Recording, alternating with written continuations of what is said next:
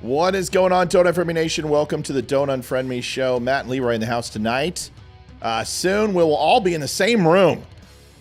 That's right. Very exciting stuff. Yeah, good night. We are, I don't know, T-minus 41 hours or so until I get to see Leeroy in person. And it's not like I'm counting or anything. It'll be fun. I'm excited. Then he gets it is going to be a good night. Yeah. Well, you get to see all my idiosyncrasies that are annoying, and we won't be friends after this, I'm sure. I have them too. Yeah. They're called peccadillos, actually. Yeah. Yeah. They're called non-long-term friendships is what it's called. No, I'm not that bad. I'm not that bad. It's you just got to set those parameters. Be like, Matt, you're annoying me. Oh, well, okay. Welcome to the Don't Unfriend Me show. Leeroy and Matt once again. Man, there's some memes that are making people melt down like crazy. I've got a meme that just hit, I think, 2.9 million people, and the pedos are coming out. Like, these are the people that want to sexualize children with pornographic books and sexually explicit books about rape and incest and pedophilia. Which has been infiltrating the school districts. And they're like, this never happened. I'm like, okay, well, here's the 30 cases where it's happened. Oh, well, those aren't important. The books aren't real. Well, here's the 30 books that are in the top 30 of the most sexually explicit books that have been removed from schools. No states did that. Okay, well, here's the 25 states that did it. Well, yeah, but, you know, and it's just like, I've never heard so many people. We'll talk about that. We'll see you in 3 minutes. We'll be right back.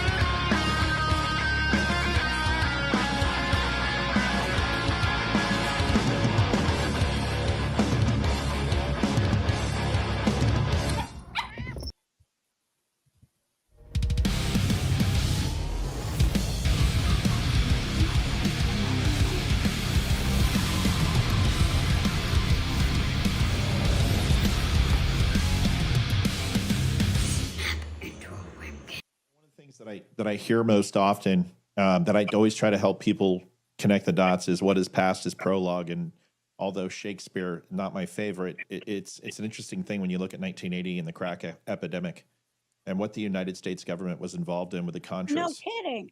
So I don't understand why people are so shocked and they call Roseanne a conspiracy theorist. Because there's evidence in the past of the government getting involved in this, and there's plenty of books on this, and you can read this. Hey, here's what I think. I love your show, by the way, Matt Spear, and Thank you, ma'am. Just discovered you about a week ago, ma'am. Oh my God, this guy's a genius. The facts he can spew. God, I love you. You can spew fact, and that's the sign of a genius. Thank you, ma'am. So I appreciate you asking me that. So you just made my life. I do remember back when they were bringing the crack cocaine into the black neighborhoods, and that proved that the CIA was doing it. Yes, Because ma'am. they were grooming that population. Adjusting transmitter output. This is the Don't Unfriend Me Show with your hosts, Matt, Leeroy, Amy, Jane and Williams, Lee. banner. Geopolitics, military analysis. Get rid of her. and election coverage. Get outta Coming to you here. live on all major social media channels at The Dumb Show. Honest, direct, unfiltered. We can agree, we can disagree. Just don't unfriend me. Get him out. Ready? Are you ready? Get him out of here. Get him out of here. Get the hell out of here. It's already starting. And we say bye-bye. So that's really coming in hot. I don't know why, but I don't care. We can just deal with it. Was that blowing your eardrums out, by the way? No, that was fine. It's just hot for me. Welcome to the Don't Unfriend Me Show. We're going to give Leeroy a little bit of color. There he is. There he goes. A little bit of color. I need that. Well, you're black. We found that out from your DNA testing, and it's just not. It's my settings. It's not you. It's me. So, dude, trolls running amok. God, they are really upset. I mean, I've never seen so many people who deny being pedophiles who are upset about not sexualizing children. It's who knew? Right. There's a big level of hypocrisy there, you know? Yeah, this is what did it. It's a child in a classroom, and as they reach for reading, history, and science and math, people are like, why is reading on there twice? Well, because we really are bad at it in the United States. And then, of course, the book's gender queer. Let's talk about it. Binary. All the books Flamer, that are the Jack banned book. Marks. Yeah. Oh, it's just horrible. So, it signifies the USA with a flag that will never be there. They're melting the F down. They cannot stand this. And of course, this is where I live. I'm like, oh, well, please explain to me why you're so upset. Tell me why you're frustrated. Oh, it's not real. It's fake. It's right-wing propaganda. Okay, well, here's the court cases. Brandon Michon, Here's my video. Fairfax County, Alexandria County, Houston, Texas, Florida, California. We can go on and on and on. I can show you all these cases, and I can talk about all of them. And we can talk about the movement that we've exposed on this show many times. And one particular guy came on. He was very upset. Very, very upset this morning. And he called me a sea sucker. Oh, okay. Yeah. And he called me a pH agate. And which, listen, on days with him with Y, I'm kind of gay. I'll take, a little bit of Barry Manilow, some back rubs and, KY, strawberries. Sure. Yeah, a little KY. Who knows? I might do it. I might. Listen, you can try anything once. Just the tip, see how it feels. And so I was just like, dude. And this guy just like, fly me out. I'll face you. Fly me out. I'm like, wait a second. Let's slow down. Like, let's get you to come on the show and have an exchange of words before we decide to go ahead and throw fisticuffs and I pay for you to get in the hospital. Because I'm going to go to jail. I'm going to have to pay for your hospital bill. This guy weighs like $110. Like, I looked at him. He'd never done a push-up in his life. So, I mean, if it's possible to have concave muscles, he's concave. Like, this guy weighs as much as my leg. I could be like, okay, hit me. And then I would go and get my 13-year-old daughter to hit me a few times just to go ahead and I could feel something. So I told him, I said, well, why don't you do this? Why don't you just come on? And he's like, I'll take you on anytime. Let's debate. And I said, oh, okay. I'm sending you the invite right now. I'm like, I'm live. I just got done with the workout. I'm sweaty. I'm like, let's go right now. And he's like, no, 5:30 today. 5:30? What are you at work? He's at work. I'm like, get off your lunch break, you giant nerd, and go back and do your job. So then he poofs. And he comes back. And it was literally 2 hours later. I'm like, did you just get your 15? This guy. So I go ahead and I write a diatribe. And then I block him. And I do this because I got him to 50. Once I get you to 50, you get a top fan badge. Once you get a top fan badge, I get your entire friends list for advertising. So I get him to 50. And then once the top fan badge pops, I make fun of him and go, dude, you just earned in 1 hour what it usually takes people at least a month to do. Congratulations. And then I get him upset. And I'm like, by the way, I removed your top fan badge. And then I wait. And it's hard because you got to time it. If they're all about brevity, they're going to get their comment in and then they get last words. So you just wait and you just sit there. And you're like 15, 16, 17. Okay, that's at least 2 sentences. Boom, block him. So if he writes 7 pages, he's going to hit post and it will say unable to post. Would you like to retry? Hit retry. Unable to post. Unable to post. And then that person they literally like go kick their goldfish. Right. And if they only write 2 sentences, you get them that way too. So they do it. And then this is what this is what I do, Leroy, is once I piss them off that way, they burn their fake account. So they log onto their main.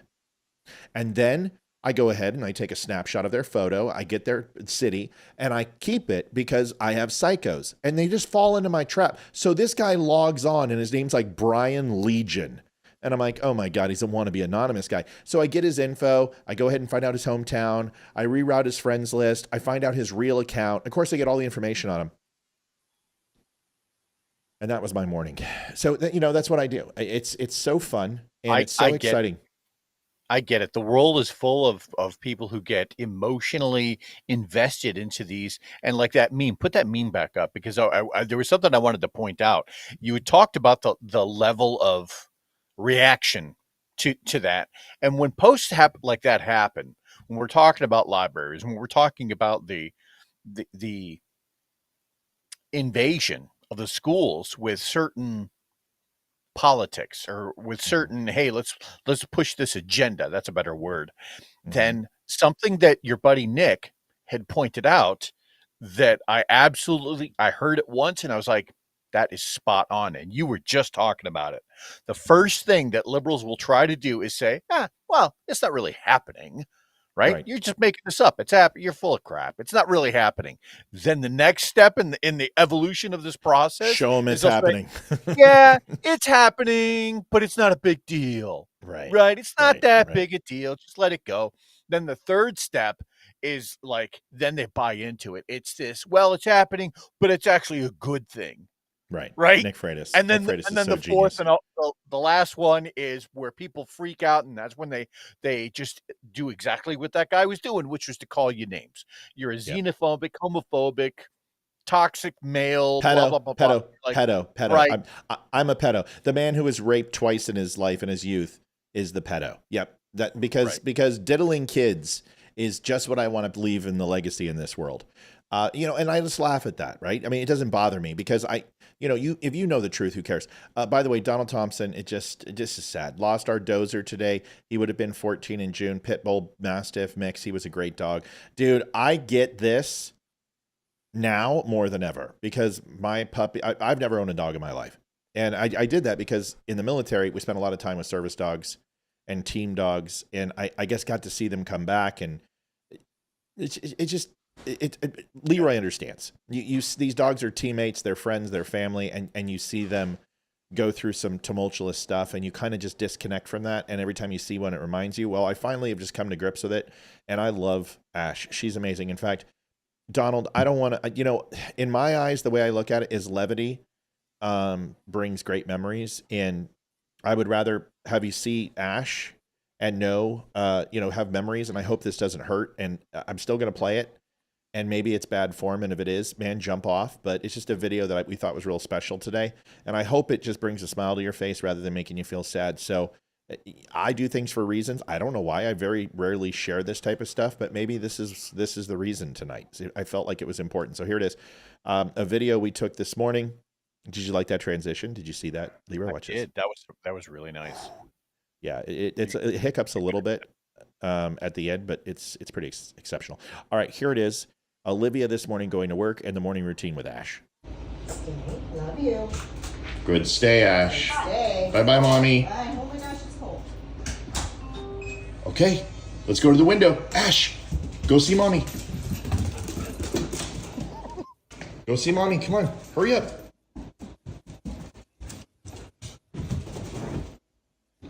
Oh, she's there. There she comes. All right. Here she is. Aww. Look, there she is. Bye, Mom. Now, Mom takes forever. It's exciting. She's got the greatest bark. I know. It's exciting. Of course, Mom takes forever, so we're going to have to fast forward. But on the drive, there she goes. Bye-bye, Mom. That's awesome. Yeah, cute Yep. doggy. And then... Let's go. She won't be back for a little bit, buddy. Come on. And Let's then go. The sad. Sleepy time. I know. So sad. Mom's gone. Look, I'm just going to sit So right here. sad. Mom's gone. Anyway, so I hope that brings a smile to your face, man. We got a busy show for you. We'll do all the other stuff later. Goal is at 300 tonight, as it has been. We all agreed last night that we're not going to save it to the end and make Matt have a heart attack. So if we're going to donate, we're going to do it early and often, right? We're going to go ahead and try to hit goal and get it out of the way so we can focus on the show. I usually don't talk about the goal until at 8:30. I do it right now after our first segment, and then we talk about it at 8:30. But what I'd love to do is hit it by then. So 8:30 to 9. See, there we go. We don't have to be talking about it. Ethan is doing the donations tonight. Happy Thursday. Love to you all. Very good, E. Ethan is working donations because he has to work donations tomorrow when we're all on the show.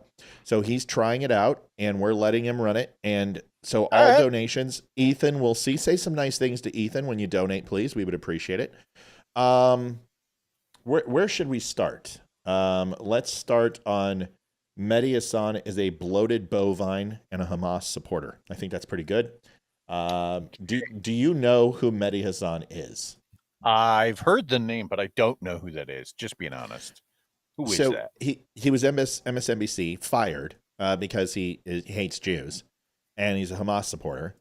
And his comments were, first of all, this is the guy that, like, let's you and I have a mock debate, okay? You're going to take the point that the cotton gin was the greatest invention ever, and I am going to take the point that the seed drill was the greatest invention ever for agriculture, and we cannot bring up irrigation because irrigation is the answer, but we can't talk about it. So we're going to talk about the cotton gin and the seed drill, and irrigation cannot be brought up, okay? Are you ready? Sure. Okay, now you have to be Dan Crenshaw, so I need you to do this. Oh, okay. Yeah.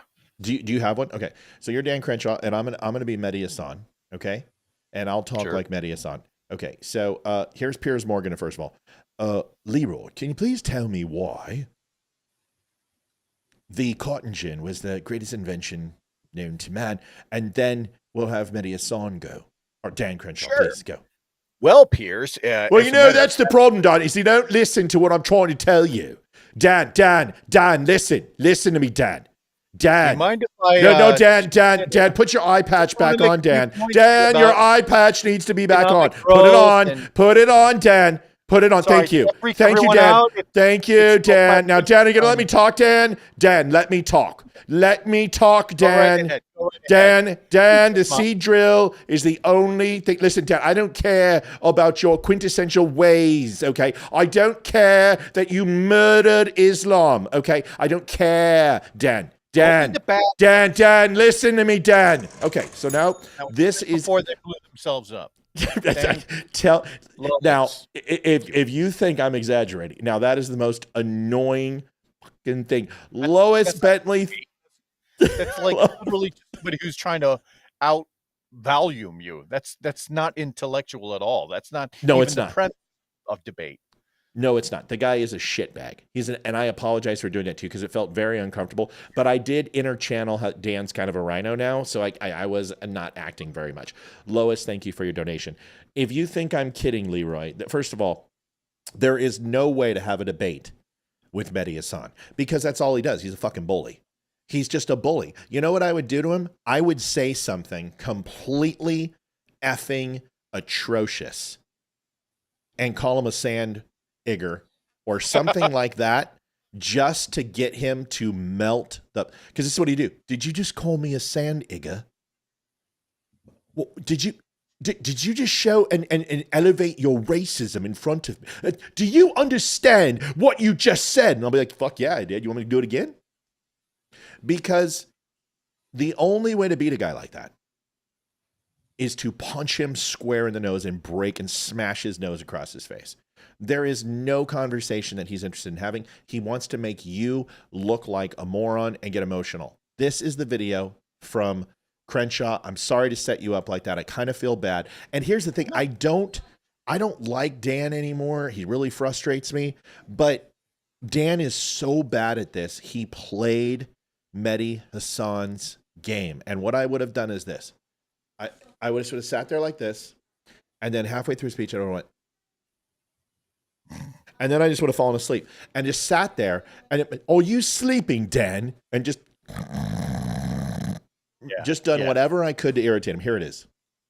No, it's false. Because according to the White House, Dan, according to the White House went to the Free Press yesterday. You should check your facts before you come on. All right, tell me this was, I didn't do it perfect. Facts. That's not condescending, you prick. Did I nail this or what, dude? Here's the rest. Defend the White House. The White House went to the Free Press and said, we're not accusing him of breaking any laws. So Congressman Dan Crenshaw is coming on TV making wild accusations of law breaking based on a quote that's not from Mahmoud Khalil. Well, that doesn't say anything about terrorism. It's just referencing the law. They are, well, hold on. You're wrong, Dan. First, accept that you're wrong. The White House said to the Free Press, Barry Weiss's right-wing Free Press, this week, we are not accusing him of breaking any laws. In fact, if you want to understand the laws, you need to look at immigration. Karen, I'll tell you why the Democrats are going to do. Hold on a second. Karen, I'll tell you why the Democrats just approved the continued resolution. I'll tell you why they did it. They had no intention of shutting down the government. I will explain why in the next segment, but let's do this first. Act of 1952, they're actually taking him into deep. Nancy Jennings says, if the government shuts down, doesn't that give Doge more ability to prove their point on useless jobs? Damn it, Nancy, you stole my thunder, sister.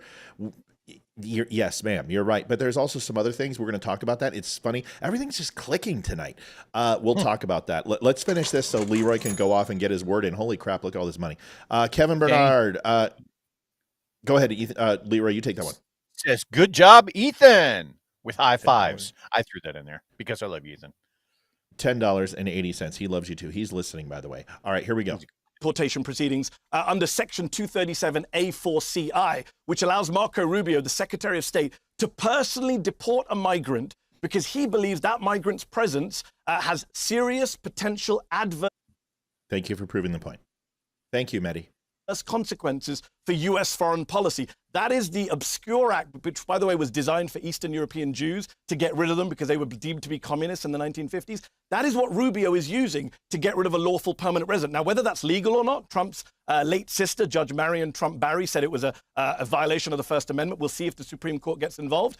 But the idea that we should live in a country where Marco Rubio or Antony Blinken can remove a green card holder because he doesn't like his views and they're against U.S. foreign policy, some nebulous aim, that's outrageous. And there was a time when the Republican Party would have been against that. Thank you for making the argument today, stronger. You've added to my argument, and I appreciate that. Perhaps you should be defending the Trump administration. No, I'm pointing out to you that he hasn't broken any laws. He hasn't committed any criminal violence. He hasn't broken any laws. He hasn't broken any laws. That law, which Rubio is no, saying. Dan, let me explain it to you again. That law gives Rubio the power to do it.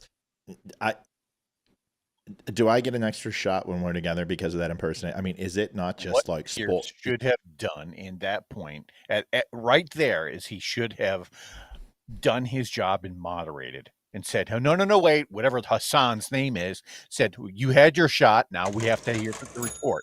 That's the way moderation has to work. Either you do that job or you just let everyone run amok and the person with the loudest voice wins. That's not right. Judy Vincent donated $10.80 for the Ash pictures yesterday. Ethan, if Leroy or myself are talking, try to wait for a little bit of a break. Okay, Bubba? I know you probably did because we have a delay, but you can hear my voice just so everyone can go, you're doing a great job, bud. You're absolutely right. Piers Morgan, this is his new show where he just sits there and looks like a pompous dick. So he doesn't say anything. He doesn't interfere. He doesn't, unless they bring him up. Here's the rest of this, almost done, and then we can make our points. That doesn't mean Mahmoud Khalil has broken any laws. I gave you Maybe another you law, and I gave you, I referenced another law. And you're wrong. And you're wrong. The White House disowned you, Dan. And the White House disowned you. The White House said we're not accusing him of law breaking. Your White House, Dan. It's embarrassing for you because the White House disowned you, and you don't know that. You just quoted Rubio referencing a law, did you not? No, because you don't understand the law. What do you mean they're not? The law gives Rubio, let me say it slowly then. Rubio has the power to remove someone he believes is against U.S. foreign policy. That is not someone who's broken the law. That just gives him immigration power. Nobody is suggesting Mahmoud Khalil has broken the law. He hasn't been charged with breaking any law. I He was understand. disappeared to I Louisiana. understand what you're saying. You say he broke the law. The White House says he didn't. So check with the White House on talking points before you come on TV. I can have my own opinion on the legal justification for removing this person. Rubio has legal justification. Okay, but the government disagrees with you that you're here to defend. You're saying no. They I agree. He does have legal justification. You're saying unless the Supreme Court shoots him down. Different, which is that there's. I'm saying it's unconstitutional. No law. I'm saying that's unconstitutional. Go ahead, Leroy. I'm going to give it to you because you've been so freaking patient, dude.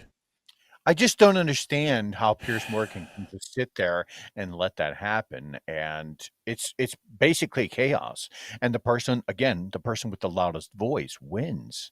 And that's it's kind of like a Jerry Springer kind of setting where that it seems like it was done for ratings almost, just to see who gets blasted. But that doesn't serve a purpose. I mean, like, everyone who's watched that is basically now dumber for having heard it, right? It's that Billy Madison, may God have mercy on your soul thing. Right. Yeah. Well, here's the thing. Let's do this. Dan Crenshaw, we don't know what Dan's point was. Right. So, I don't know anything. Yeah, we can't do anything with that. But what we can do is we can talk about Mehdi Hassan's point. So here's his argument. And all that pontificating and bovine bloating, estrogen-laden meltdown, I'm surprised he didn't clack off a vest in the process.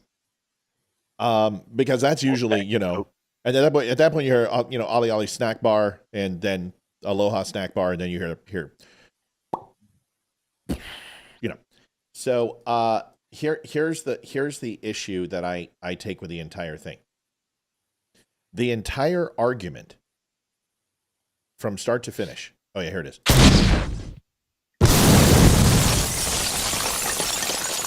The entire argument is this.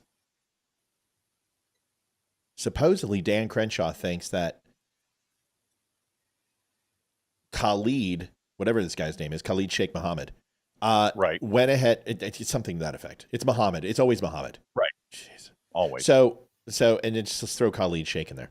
So it's Khalid Sheikh Mohammed decided to use his free speech to support domestic terrorists and international terrorists with Hamas.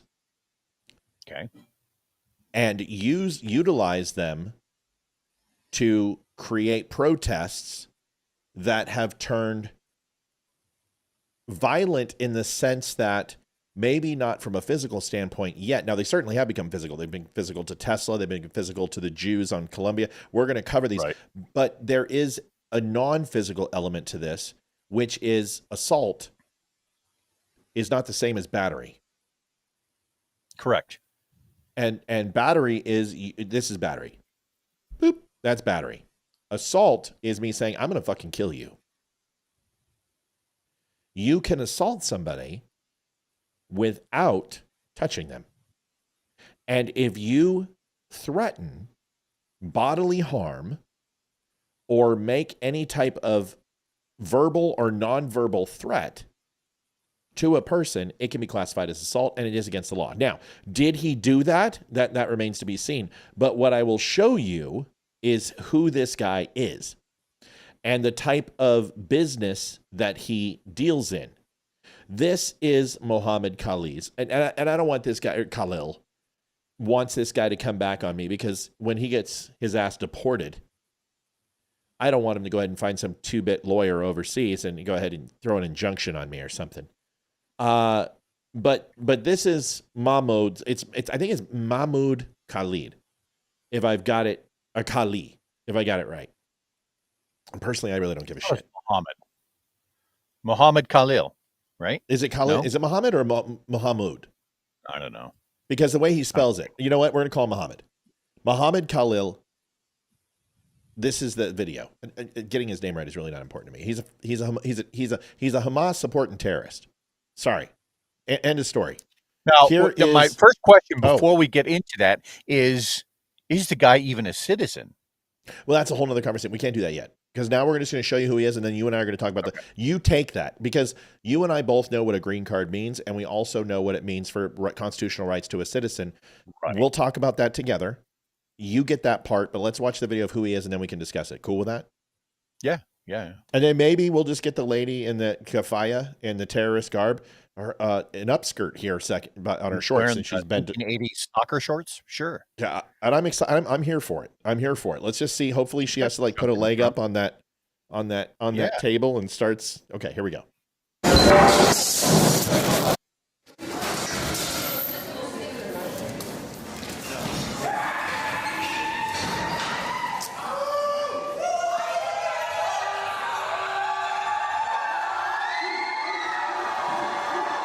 Mahmoud. That's right. It's Mahmoud. I knew it wasn't Muhammad. It's Mahmoud Khalil. Mahmoud. It's Sheikh Mohammed.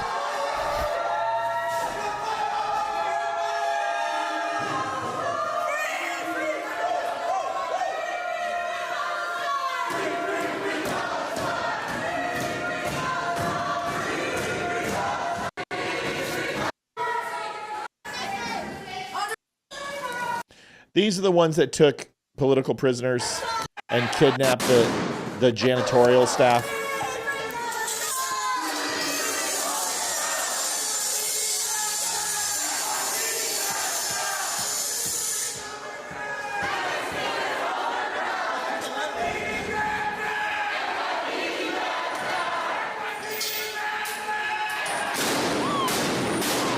Yes. Yes. Oh, hell yeah. Rubber bullets. Great. Tear gas. Do it all.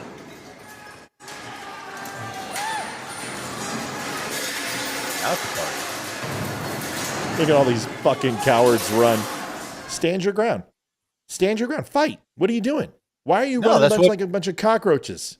No, man. That's what the Palestinians do. They do that sucker punch and then they run. They did it right. This next video is going to really piss you off because these are the type of people that we're talking about. They're cowards. This is just all they did was take Antifa and throw a bunch of kafayas on them and gave them PLO garb. And these are the same people. Now, I want to get into the legality of this, but I just want to show you who this guy is before we pretend that he is just, oh God, he's a poor Muslim being persecuted in the United States. Oh God, it's terrible. It's so bad. Here's his people. You dumb bitch. Fuck you. There's some very bad language in this to this woman who is Jewish. I can already tell you she's Jewish. That's funny. She doesn't look Jewish. So she's Jewish. And a Jewish It's Your Royal Highness's matching luggage. It's gone from suck to blow. Here it is. Come back, you fat bearded bitch. Uh-oh. Damn it. Hold on. This is important. I got to refresh. See, this is the problem when I get lazy and I didn't download my clips. And that's what I got to start doing is downloading my clips. Here it is. Fuck you. Fuck you. You scared now? Fucking dumb bitch. Stupid. Fuck you. Stupid. Fuck you. Stupid. Yeah, triangle Hamas. I You love fucking Hamas. dumb bitch. Yeah. Yeah. You stupid hoe. Stupid. Open your window, dummy. Open your window. Now you're scared. Bro, if you're here for them, stay with them. If you're here for the protest, go to the protest. Let's go.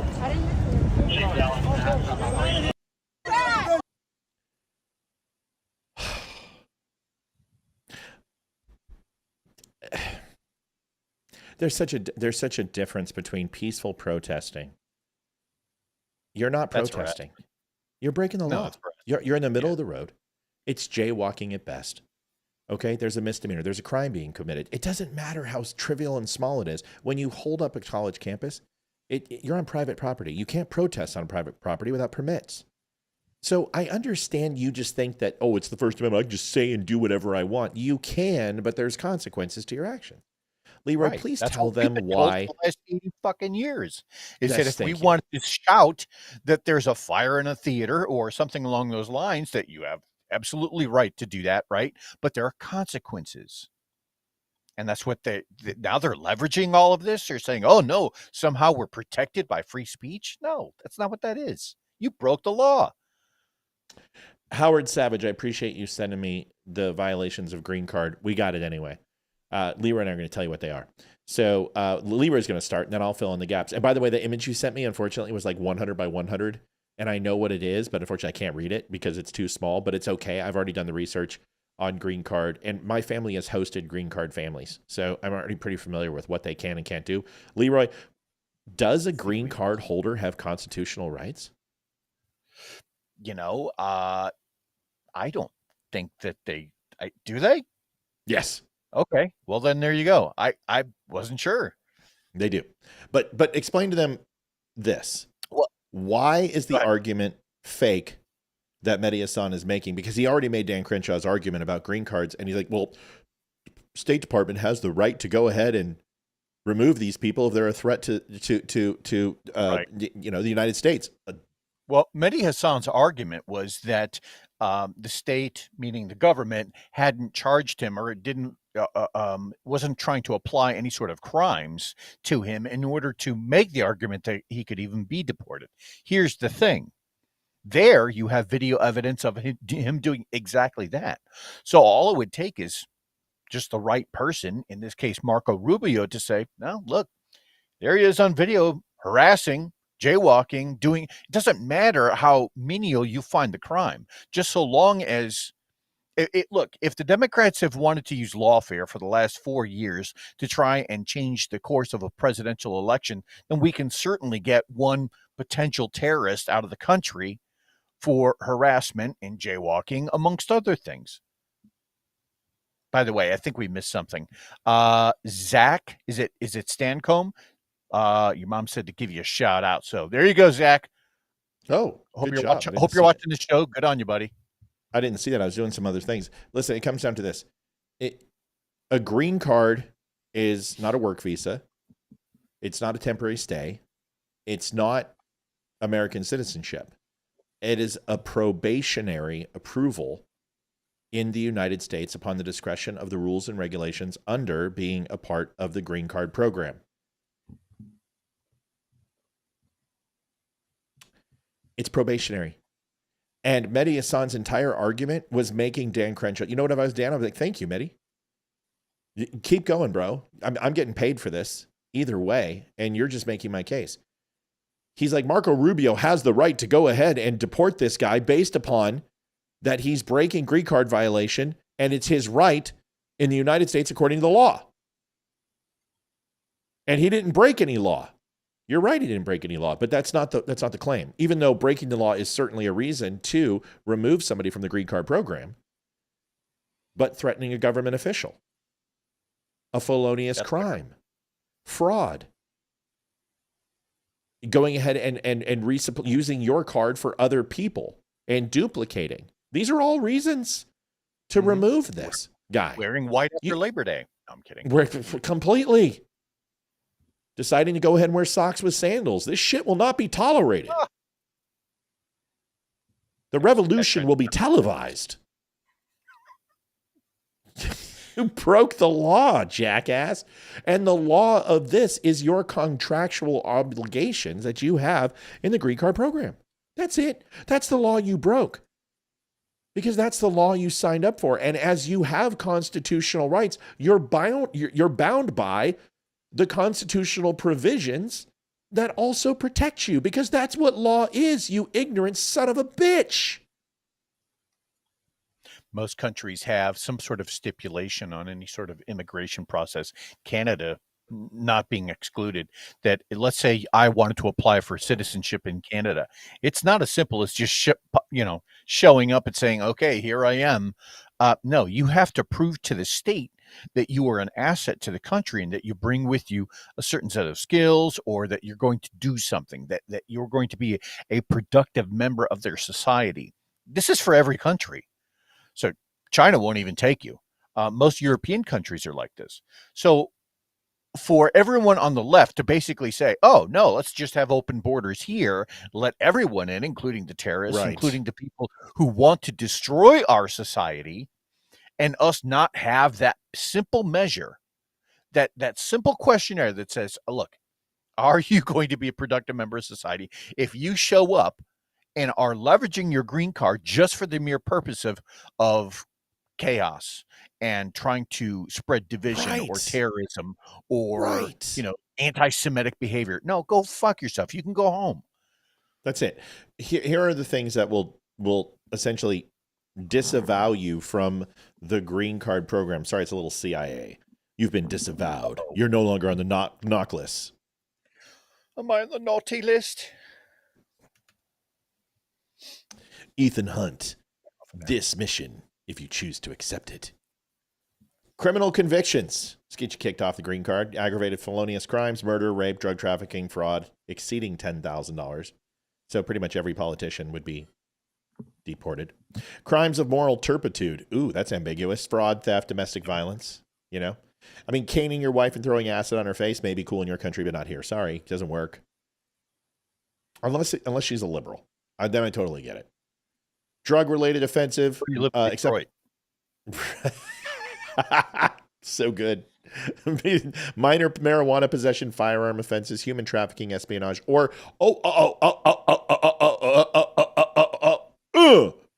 terrorist-related activities. Hey, Leeroy, you're an Intel. I used to be an Intel. Can you tell me a little bit about a terrorist group that starts with H and ends with Moss? Yeah. Nobody. You know, I don't understand this either, because for all of that the U.S. has gone through for the last 20 years, you know, whether or not you want to, it's Al-Qaeda or Hamas or Hezbollah or, you know, Al-Shabaab or any of these groups that want to impose some sort of authoritarian rule over everyone, why would you think that defending groups like that is in your best interest? Right. You know, if for a lot of these people in their home country, they would have either been, to your point, stoned, buried up to their neck and then stoned, or thrown off of tall buildings. You know, yeah. Liberty means something, folks. Liberty, liberty, liberty, liberty. Staying outside the U.S. for more than 1 year without a reentry permit. Repeated long trips abroad, even under 1 year, that indicate no intent to live in the U.S. This guy spent an awful lot of time in the United Kingdom. Failing to file U.S. taxes as a resident, declaring yourself a non-resident on tax returns, marriage fraud, lying on immigration forms, failed to disclose criminal history, violating terms of green card status, listen to this, failing to inform USCIS of a change in address. Hi, honey. Guess who got superior at assessment? That's the highest grade you get. You? Yes. Congratulations, pumpkin. Pound it, G. Congratulations. The hell are you wearing? Get out of my room. Get out of my room. Don't ever wear that again in this house. Put some clothes on. Don't ever. No, get out of my room. Get out of my room. You're about to be deported. You're breaking green card law. Get out of here. Not copyright with green card renewal requirements. Engaging in espionage or sabotage against the United States. Shame her. I will. She's wearing booty shorts. I'm like, seriously, dude. I've seen silkies that show less. Engaging in espionage or sabotage against the United States. Oh. Ouchie.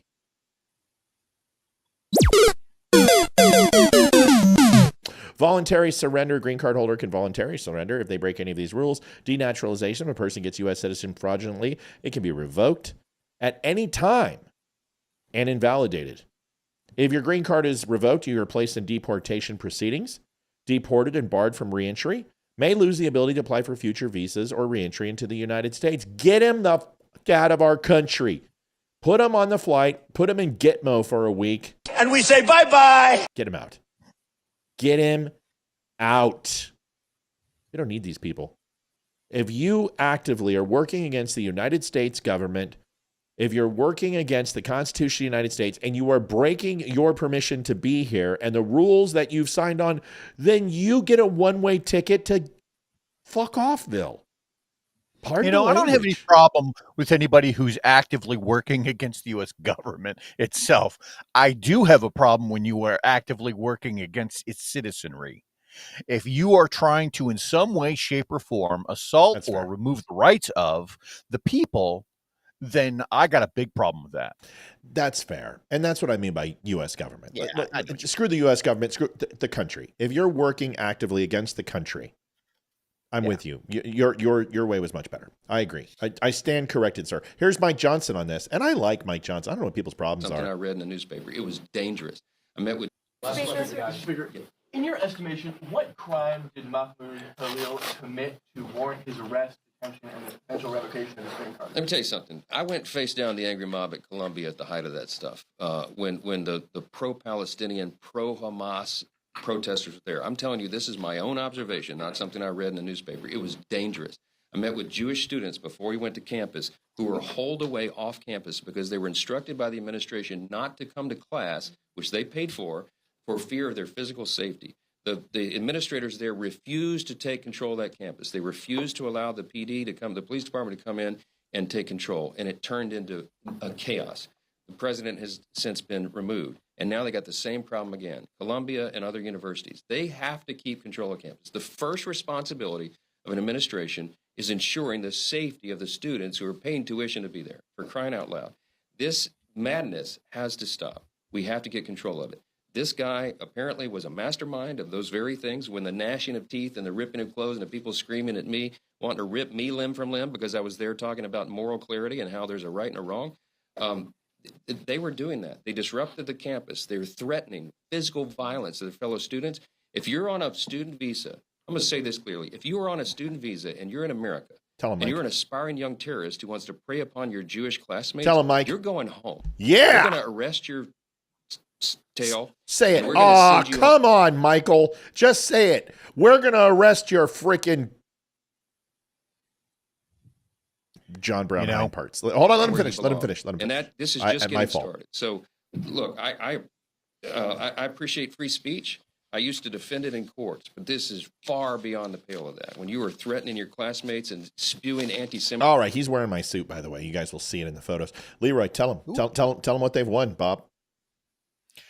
Here's my well, and I agree with everything that he just said, 1,000%. I'm going to also add something, because I'll tell you how hypocritic the left is on this note.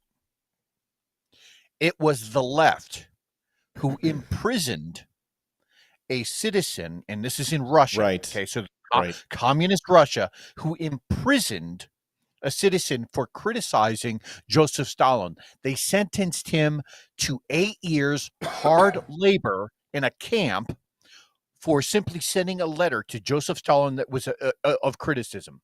Okay, who was that? That was Alexander Solzhenitsyn, and he wrote one of the most famous books ever. It was called The Gulag Archipelago, and he chronicles his torture while after his arrest. Now, either you support, right? If you're from the left, you support that, right? Because that's what they said to us. We're going to, at AOC, remember when she was tweeting, oh, I hope that we're keeping a track of everyone who said that, who's on Twitter supporting Trump so we can put him on a list. Anyone remember that? Does anyone remember being threatened to be fired if you didn't take the jab? They're all about lists, and they're all about arresting people so long as it fits their narrative. In this case, we're not even talking about necessarily arresting him, just deporting his ass after actively making threats in the United States. And he's not even a citizen yet. So that's the hypocrisy there. Like, why is it okay for you guys to do that, but for us not to protect American citizens potentially, like that poor lady in New York, right? And send his ass packing? Why is that okay?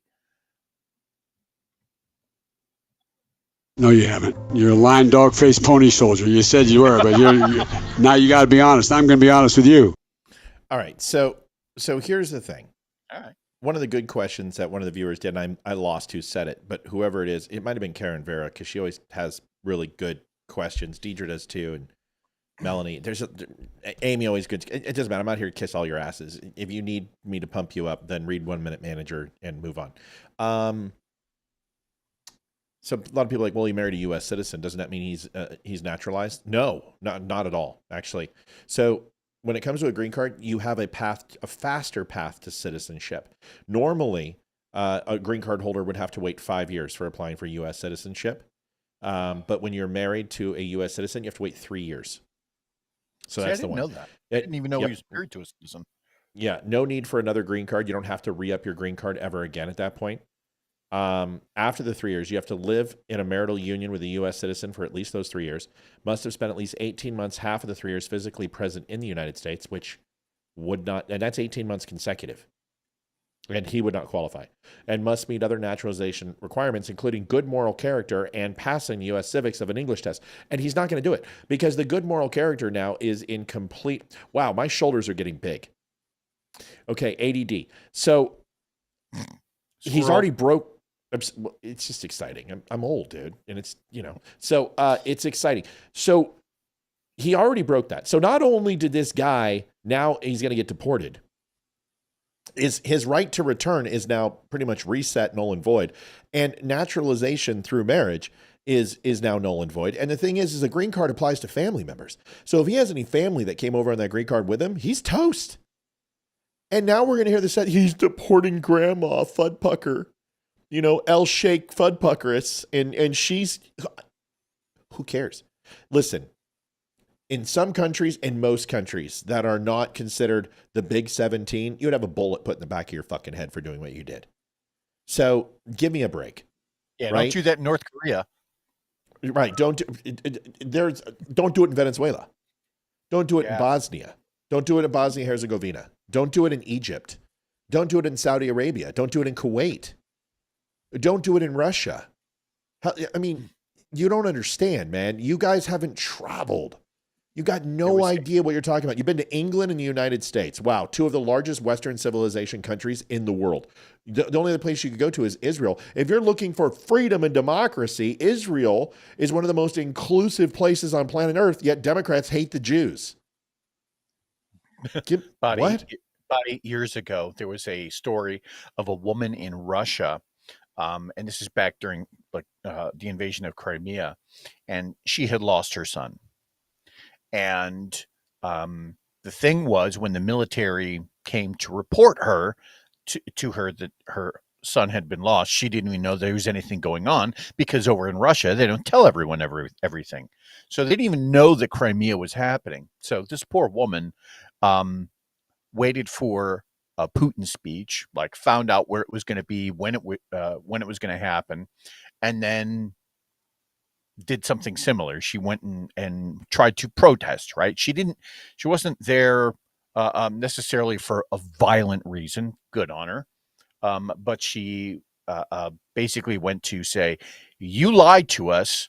My son is now dead, and you never said anything about this war. She got about 2 minutes into her speech, and somebody came up to her and stuck a needle in the back of her ear. Nobody ever saw her again.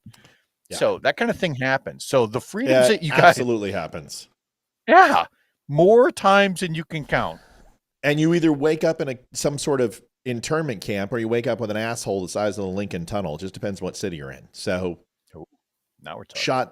Shot in the back of the ear is never a good thing. Folks, we'll be right back. The Dumb Show is built on real conversations, raw, unfiltered, and fearless. Big Tech didn't like that. Facebook pulled our funding, tried to shut us down. But for over a year, you, our incredible viewers, have kept us going. Your support, your donations, your time, it all matters. Most of you spend 10 plus hours a week with us. Compare that to Netflix, maybe 5 hours a month. We believe we're worth that time, and we hope you do too. But listen, we don't want giving to feel like a burden. We want it to feel good. So take a second to ensure you're in a good spot. If you're in a place to give, that will be amazing. If not, just liking and sharing helps more than you know. Visit thedumbshow.com/donate. Whether it's PayPal, Venmo, or Mail, every bit helps to keep us going. Dumb Nation. We appreciate you more than words can say. Thanks, everybody. You can go to thedumbshow.com/donate. It doesn't matter. If everyone right now gave $1 with 275, almost 300 people on, we would hit goal. And I understand. Times are tough. Times are tight. We get it. If you're in that position, do not give. We don't want it. We don't need it. Have a nice day. This show will always be completely free. However, there are people who are actively involved. We have had over 5,000 donations on this show just last year alone. That's incredible. when you think about it, considering how many nights we're on a week, 5 nights a week. And go ahead and do the math on that. Times 52. So you're talking about what, 104? So that's, not bad. Yeah. 5 times 5 is 250. So you're talking about 256 plus shows, almost 260 shows, and 5,000 donations. That's pretty amazing. So we appreciate you. So if you can help out, do so. And you got to ask yourself a question. If you watch the Don't Unfriend Me show 10, 15, 20 hours a week, which most people do who are on, then what do you pay for Netflix? What do you pay for your Starbucks? Is it worth it to say, you know what? Yeah, I'm gonna lose it. This is worth it. And listen, I think that last segment was awesome, and the whole show's awesome. So stick around. If it's your first night, hang out. Maybe this is, everybody has to fight at Fight Club on the first night, but you don't have to donate the first night. But if it is your second, third, fourth, 1,000,000th time, whatever it is, that's a lot. Go ahead and help us out. All right. Moving on. B block. Trudeau's final farewell again. Mike, how many times is this guy gonna leave, Leroy? I mean, so now not only does he really, really care about Canadians, he really, really cares about Canadians, and he wants you to know about it. Here's the video. Listen to this. And I've presented something in this. So not only is this clown, seriously, dude, every day he looks more effeminate. You know what I mean? Seriously. Here is he wearing a cabal bracelet? What a douche plow. Here it is. So proud of Canadians. I'm proud to have served a country full of people who stand up for what's right, rise to every occasion, and always have each other's backs when it matters most. This may be my last day here in this office, but I will always be boldly and unapologetically Canadian. Gay. My only ask is that no matter what the world throws at us, you always be the same. I am so proud of Canadians. I'm proud to have served a country full of people. Well, there he is once again. And congratulations. Yeah, good to see you, buddy. Glad you're doing well there, Trudeau. Here's my little my goodbye, the epitaph, so to speak, the eulogy for Justin Trudeau. Leroy, feel free to chime in. I got to put on my old man glasses. You don't get this physique by accident, but you certainly get bad eyes with age. Nothing I can do about it. Let's see. What did Justin Trudeau do for Canada? Let me go ahead and give you a few things. Authoritarian overreach and censorship. He invoked the Emergencies Act of 2022, first time in Canadian history, freezing bank accounts and peaceful protesters, and even those who merely donated to the Freedom Convoy. Sounds very... Wait, didn't he claim that Trump was a dictator, and then now they got a new prime minister in that no one voted for? Yeah, that's coming. Crushed peaceful trucker protest, used riot police and financial warfare against working class Canadians protesting vaccine mandates. He also took the Canadian Mounties and ran them over the backs of protesters. Listen, I have no complaint after what I've seen recently from these stupid Jew haters. I think we should borrow the Canadian Mounties and see if we can go ahead and step on a few of them. Internet censorship bills, C11 and C18, we're affected by it all the time. Gave the government control over online content, limiting free speech and forcing platforms to pay for their news. Happens to us. We're not seen in a lot of places. It's my understanding that we are throttled extensively in Ontario and Toronto and Montreal. It's my understanding. Now, in Canada is a huge demographic for us. Over 10% of our viewers are from Canada, which is incredibly cool. Expanded misinformation crackdowns pushed a draconian regulatory framework to silence dissenting voices online. Economic mismanagement, skyrocketing national debt, added over $1 trillion to Canada's debt, pushing the country toward financial disaster. $1 trillion. How many people are in Canada? What, 50, 60 million? I think it's like 40 million, I thought. Will you look it up for me? Will you look at what's their GDP and what's their population? It's got to be at least 52 million. I got their GDP right here. Hold on. Yeah, give me their GDP and give me their population count while I read these off. We can go back to it. GDP Can you is do that? Oh, you're already ready. 2.1 trillion. So half. You added half. Okay, and what's their population? I'm looking that up. Hold on. 52 million is my guess. What's yours? Quick. Don't read it. Don't look. Guess. You said 40. Too late. You said no, too late. Why are you like this? Because you're a cheater. Because I don't want you. Because I know you'll cheat. That's not true. You're probably. It's 40.1. Go figure. I knew you're that good. That's why I know you're that good. So 40 million. Is that also with France included? Donated $103.48. Leroy, take this one. Great show. Can't wait for tomorrow's. Keith Baker. Thank you so much, Keith. That was extremely generous. Yeah, huge for that. donation.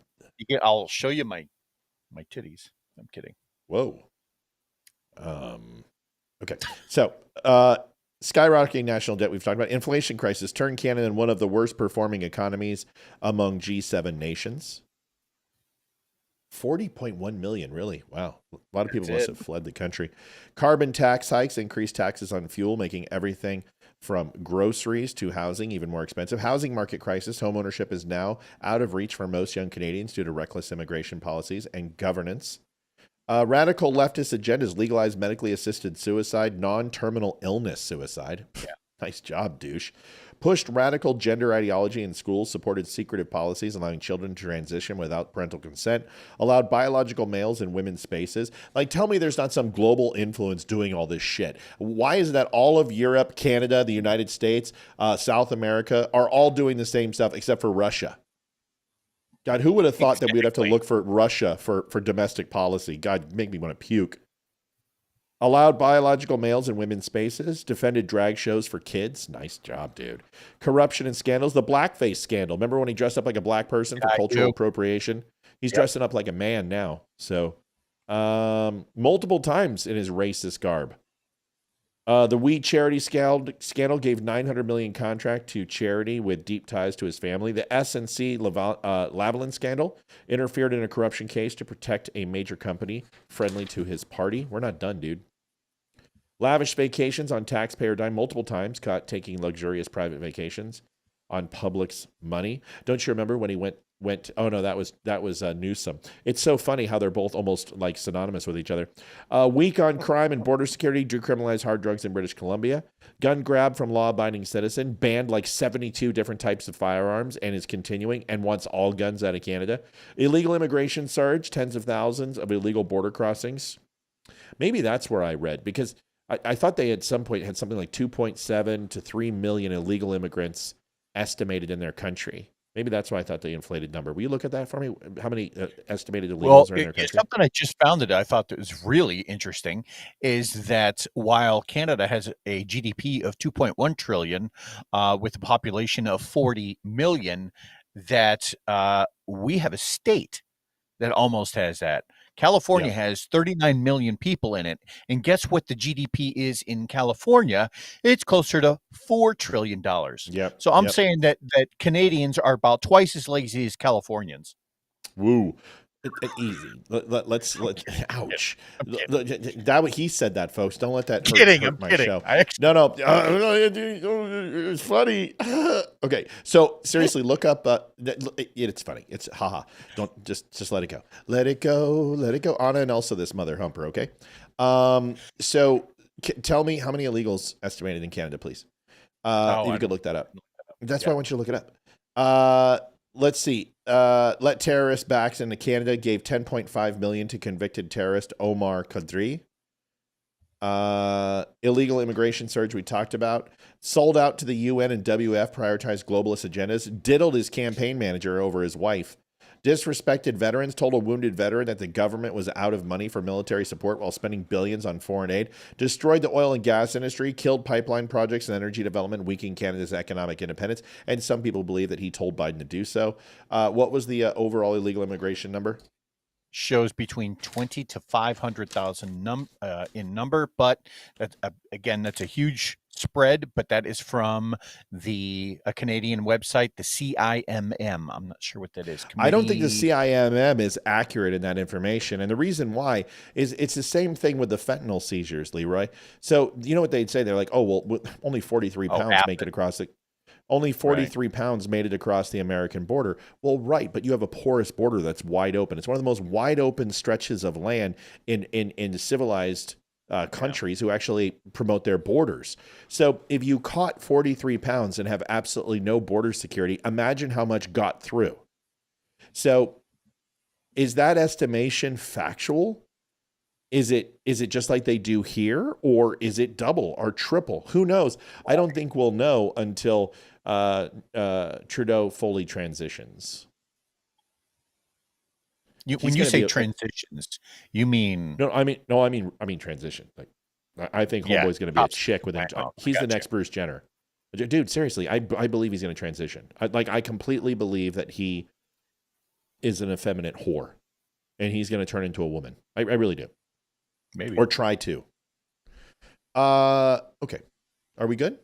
Was that good? We're good. Okay, that's good. By the way, all right, well, Canada, I actually love all of you guys. I just don't like the government. No, that's it. You are fake news. He hates. Spend some quality time. Don't be rude. I'm sorry. I've been very nice to you, although I could probably maybe not be based on the way you have treated me, but I wouldn't do that. Mm-hmm. The Dumb Store is veteran-owned with a 5-star diamond rating for service and satisfaction. We offer quality products like coffee, shirts, hoodies, and hats, all made by veterans. Shop with confidence, backed by hundreds of 5-star reviews. Use code DUMB10 to save 10%. Visit thedumbshow.com today. Thank you for your support. Correction, Kat Alkire helped us out. It's 43 kilos. She's absolutely right. So it's essentially double that. That's the way that works. And that's enough to kill 66% of the United States. No, 33%. Just a walk in the park. No big deal. Goal, we're at 198.17. That makes it so much easier. Speaking of 66%, we're 66% to goal. Once again, we're not going to wait till the end of the show, so I'm not going to talk too much about it. We're just going to say you guys are doing a great job. It makes me very happy. We have better shows when we donate early, so I don't have to stress out, okay? Someone's got to pay for all this food that we're going to have. Hey, what do you want? We're going to figure out where to go to Alexandria, whether we go to like a steak house. What do you want for dinner tomorrow? You want steak, potato? What do you want? You don't care? Taco Bell's good with me, man. Okay, we're not doing Taco Bell. I'm not treating any one of my close friends to Taco Bell. You lost your job. Take this job and shovel it. It's shove it. Shove it. Take this job and shove it. You really matched his meat. You licked his ass. Met his match and kicked his ass. Kicked his ass. I love he doesn't know what the 3 seashells are. I love Rob Schneider in that. He's so good. So good. He's so good. So Sylvester. It's a Armor great movie. hot dogs. The dogs. Oh yeah. Love to munch. Oh, is that what it is? Yeah. Hot dogs. Someone Armor hot back in dogs. the fridge. Simon Phoenix. Love you, Fly. Simon Phoenix. I love Wesley Snipes. Such a badass. I love him. Yeah, when he pays his taxes, he's amazing. But when he doesn't, what a good show. I mean, dude, seriously, Demolition Man is so good. It is. Get fucked. You're dead, okay, Spartan. you stupid son of a bitch, cocksucking god. Yeah, John Spartan, you've been fined 20 credits for breaking the verbal morality statute. Yes, you'd like to say, yeah, I do. Teddy bear. Yeah. No, it's more like, yeah, I do. How did you know that? I wish I knew. Oh, John Spartan, they let anyone in here. Where are the space weapons at? When Wesley Snipes gets fined and he's like, fuck you. Yeah, fuck you. I love that. I love the part. He's like, it's the 20th century. Where are the space weapons at? Oh, my God. God, Hal. All right. I saw that in the theaters when I was still in the Navy. Rata? You see any cows around here? Was a rat burger? Not pretty good. Pretty good. Don't you have someone to kill? Edgar Friendly. Oh, yeah. You got to get me. You got to stop. You got to stop. We have to stop. Oh, I'm sorry. Sorry, folks. It's just what we do. Come on, grow up. All right. Isabella. Oh, poor Isabella. She lost her job. And Justin Timberlake's Cry Me a River comes out. Folks, we'll talk about it, but let's listen to Isabella's speech. Okay? Isabella Isaacson. That's a name. Here it is. My name is Isabella Isaacson. Oh. I'm an Olympian. I butchered that. Sorry. Maybe if your name wasn't so weird and we would know. Anyway, I apologize. Here it is. And until recently, an officer for the Ochoco National Forest in Oregon. I have dedicated my life to serving this country and what we stand for. Liberty and justice. Amy, reach out to Olivia. Olivia at thedumbshow.com. We'll get her booked. We'll put her on immediately.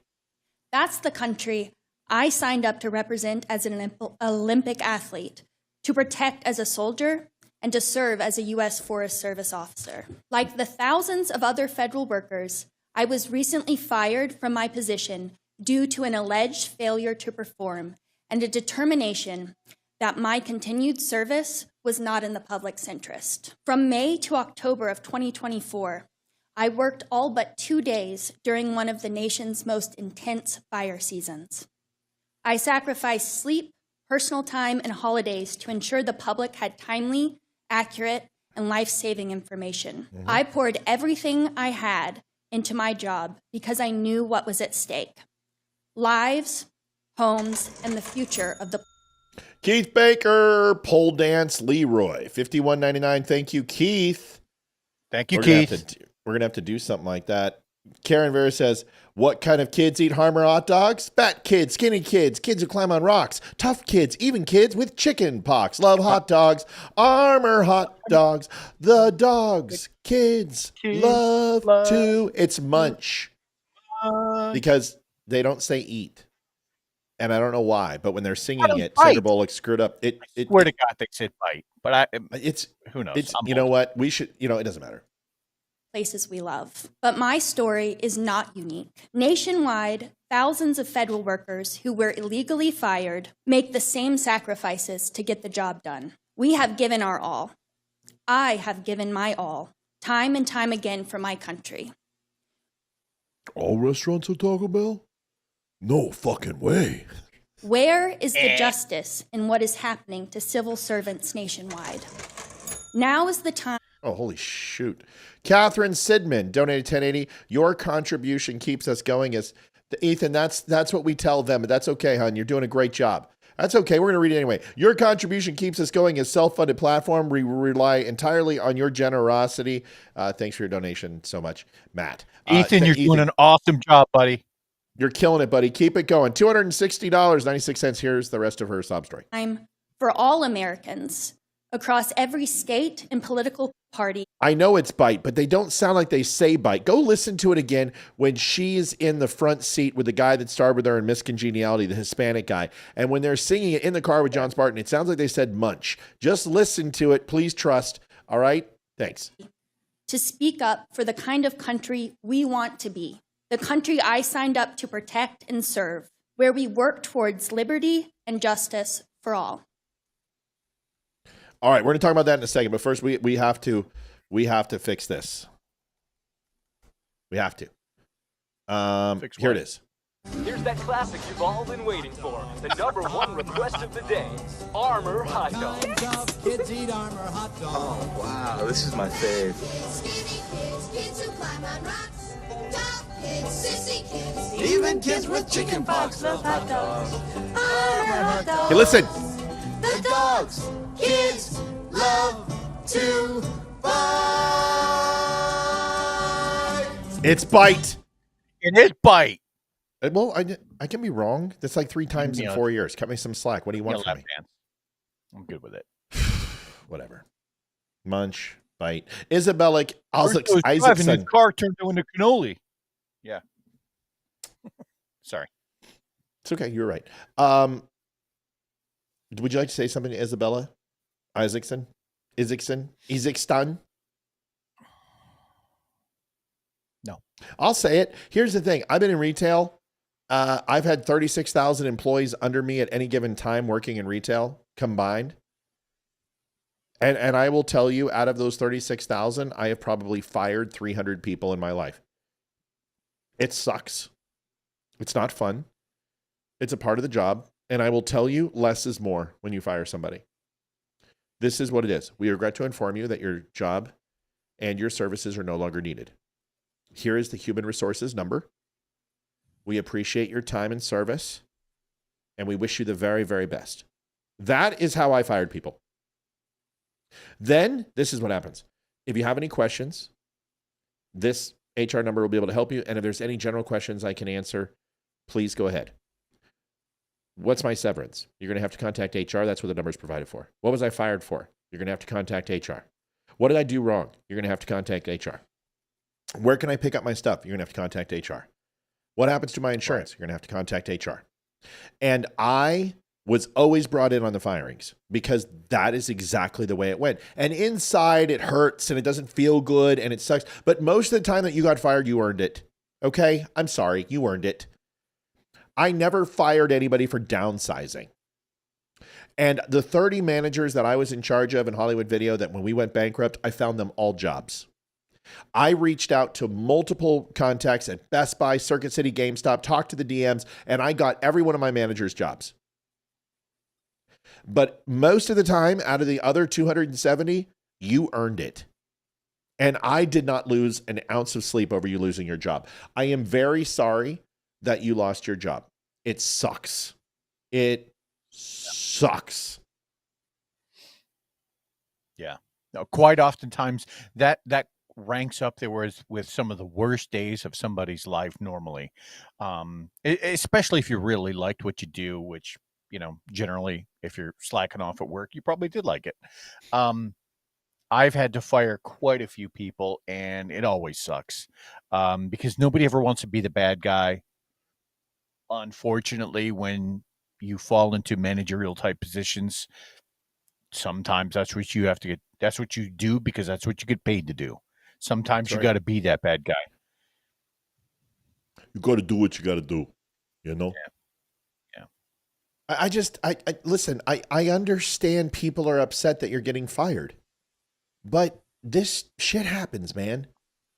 You had the ability to quit and receive a very large severance for almost 9 months that they offered you. You should have taken it. And if you think that you're a probationary worker and you're going to win you're going to get unemployment. You have a lock. Yep.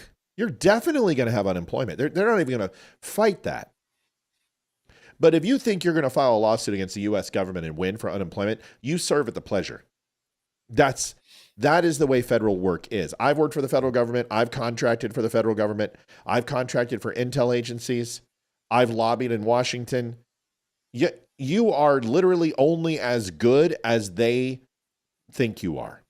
And it doesn't matter what you did for the last administration or last year or yesterday. It only matters if you are going to expand the bottom line for that department. And if you are not expanding to that bottom line and you are a draw on their overall budget, you're going to go away. But the problem is for the last 30 years, we don't do that. We haven't done it since Bill Clinton, which is start getting rid and downsizing the government. And here's the problem. Liberals, why are you so surprised that we're being conservatives? You guys want to expand the government. You also call us Nazis. And the interesting thing is the Nazi party wanted more government. And you're the only ones who want to expand the government. Thank you very much. I feel bad for you, but I'm not going to worry about you. You're good looking. You're military. You were an Olympic athlete. You're going to get picked up in a heartbeat from a Fortune 500. You're going to be making $250,000 a year as a mid-level VP. Give me a fucking break. You're going to do exactly what I did. Shut up. Seriously. Exactly. Somebody who's going to walk away from that deal and end up in a better position just simply by virtue of her resume and, you know, her stunning good looks. Mad respect, Army. Seriously, we're giving you the military service here. We respect you. We love you. We appreciate you. You're a veteran. You've done great things. Fuck the government. Don't work for the federal government. It's a shit job. Go work in the private sector. You'll make double the money. True that. Private sector makes a lot more. So we love you here, okay? We're just being honest with you. Don't be as much of a bitch as Dylan Mulvaney. Seriously, be a real woman. You're tougher than this guy. You're Army. You're military. Suck it up. Don't go on the national stage and cry. I got fired. We all have been fired. It happens. Move on. The good news is second quarter projections are looking awesome and the economy is going to boom. Man, I'm telling you, I just got a good feeling about quarter two. If you are not buying into the stock market right now, you need to. Yeah. Get it while it's low, folks, because I don't think there's going to be a recession. It doesn't feel good. Now, unfortunately, all my money was already in. My play money was already in when everything tanked in the last couple of days. But I'll say this: I have every confidence in the world that it's not on that it'll come back. And I also say this: that when it's down like this, the best time to buy, the best. It is, and here's the other thing. Short Taiwanese semiconductor, because our semiconductor market's about ready to go through the roof in the United States. Invest in NVIDIA right now, today, because with all these data centers we're going to be building, they're going to need processors. And NVIDIA is the number one US-based / is the most prominent that you can invest in from a US perspective. NVIDIA is going to be good for you. I'm not a tip guy. Listen, all my entire portfolio is in two things: Comcast and Apple. And those are not bad things to be in. NBC and Apple, no, that's not bad at all. So I don't know what to tell you. I don't have crypto. I don't do that shit. I keep my money. I keep that money locked. I don't use bank accounts. I use everything, PayPal, Venmo, etc. But trust me, when the fit hits the shan, your stock portfolio doesn't mean anything. Do you have antibiotics? Do you have gold? Do you have sodium tablets? Those are the things that are going to matter. Right. Yeah. Those are the things that are going to make the difference, right? Especially antibiotics. Like, if you don't have a running supply of antibiotics and go to the doctor and pretend that you're sick every single year to load up on 4 or 5 year old antibiotics or Z-Packs, you should. Because those things are going to be like fucking gold if the world goes crazy. Everyone's like, oh my God, I've got beef jerky and 50 gallons of water. Yeah, but that's if you stay home. The question is, sodium tablets do the exact same thing. Sodium tablets allows you to pretty much drink everything you want. Antibiotics are going to pretty much clear up just about anything. And the last thing you want is to be on the run outside of your house with an open cut. Okay? Just listen. I don't do financial advice, but I'm telling you what, I'm very seldom wrong on it.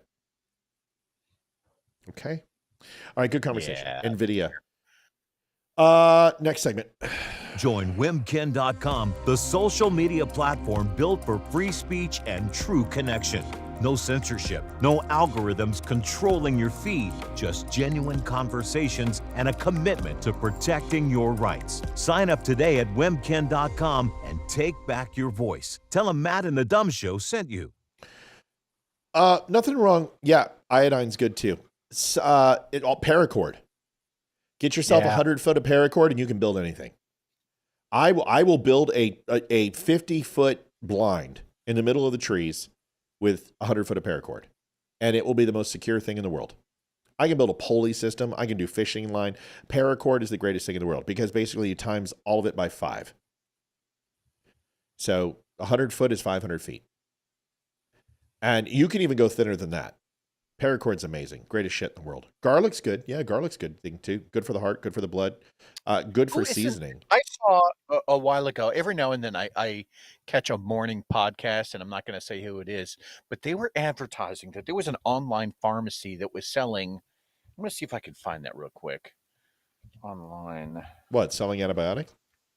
Yeah, but it was more than that. It was like giant kits. I mean, give me 2 seconds. I'm gonna. Sorry, iodine tablets. Did I say sodium tablets? I meant iodine tablets. Sorry, you guys know what I meant. Yeah. Sorry, sodium tablets. You mean salt? Dirk. Yes, iodine. Sorry. And here's the thing: you have a flint and steel, and you have a gyrene canteen. You don't need any of that shit. You just boil it off. I always in the go bag. Pretty simple: ammunition, cold weather gear, food supply, antibiotics. Things to that effect. Flint and steel. That's it. Little jar of Vaseline. Start a fire anywhere. Raining. Give me Vaseline I'll start a fire anywhere. 550 cord is absolutely the shit.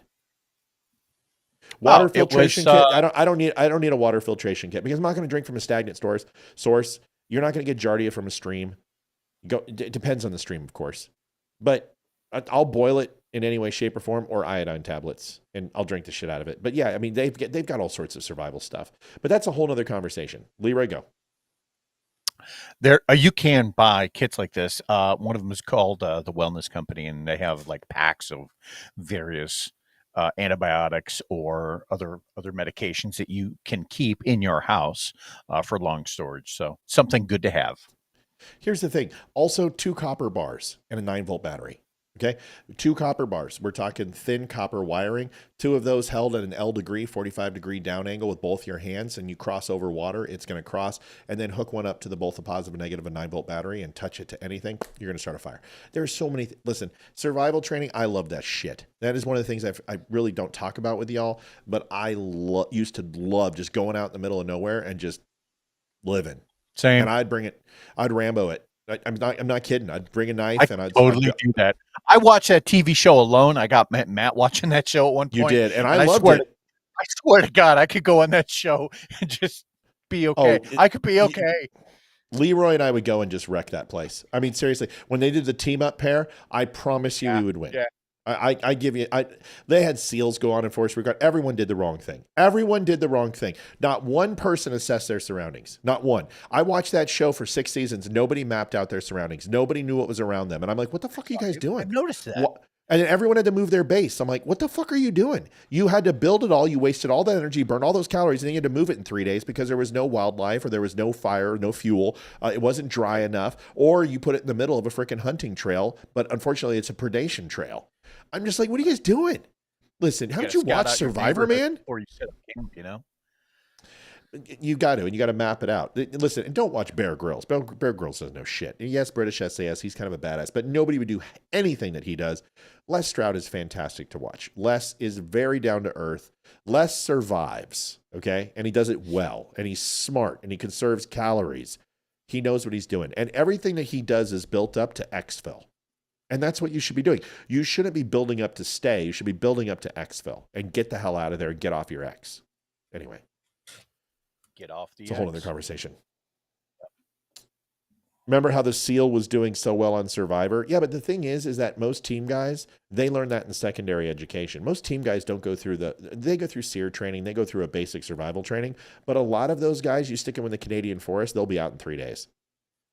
So most of them do that in secondary type stuff and survival stuff. Surprisingly enough, it's the guys who grew up in the Canadian North who can pretty much survive anywhere. And that's the truth. That's true. It's a boreal forest. True. It is a horrible fucking place to survive in the winter. And then Sahara, Canada, gets warm, gets hot, gets humid.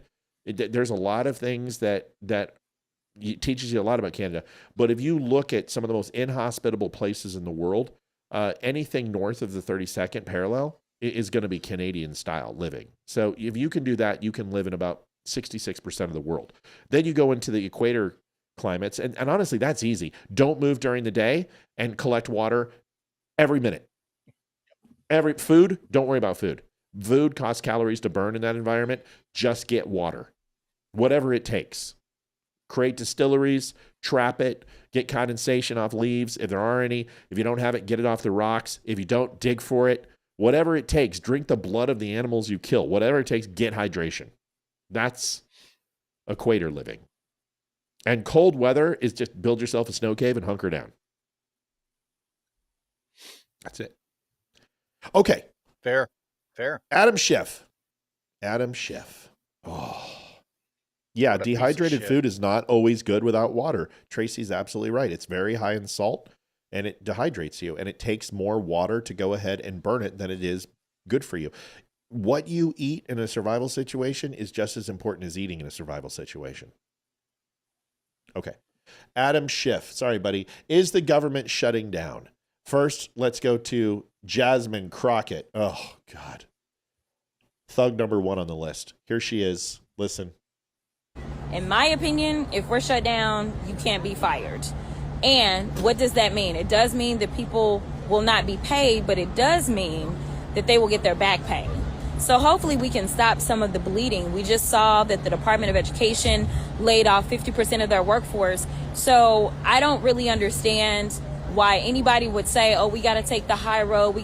Listen, he is decimating the federal government. And you're talking about whether or not we're going to keep the doors open. He literally is shutting down departments anyway. Yes. Yes. Thank God. Yes, that's the point. Good. Good. Here's Adam Schiff, and we're going to tell him why. And I'm going to tell you why the shutdown isn't going to happen. I guarantee it's not going to happen. I promise you. Government shutting it's not down. going to happen. But here's Adam Schiff. Dude, I love this. Like, this is so out of, like, Reservoir Dogs. You know? This is like a Martin Scorsese slow walk-in. Watch this shit. Hey, Lance. Jay Lawrence just subscribed. Thanks. He's subscribed over to the Dumb Nation group on Facebook, $1.99. And really, I do nothing for that except make some posts in there that are exclusive to the group. But honestly, you get to hang out with all the other dummies. And there's about 70, 75 of the closest people. It's a great group, great community. And, you know, it's nice. And you can say you're a part of something. Here is Adam Schiff. I just watch this. Watch how cringe. So is the government shutting down? Well, that depends on Donald Trump and the Republicans. I swear to God, I want to see a Spaceballs thing where Rick Moranis goes and poof, dog helmet. And he bangs into the camera. They control the White House. They control the House. They control the Senate. It's really up to them. Now, the risk increased greatly. Johan Smith says hi all. Hi, Joanne. Johan. No, it's Joanne. Johan Smith. Or maybe it's Johan. It's Johan. I wonder. Johan. Yeah. It's probably Johan. Or Juan. Or Jan. It could be Jan, too. Whatever. You can say, Smiths were saying hi. It depends what country you're from. It's Scandinavian.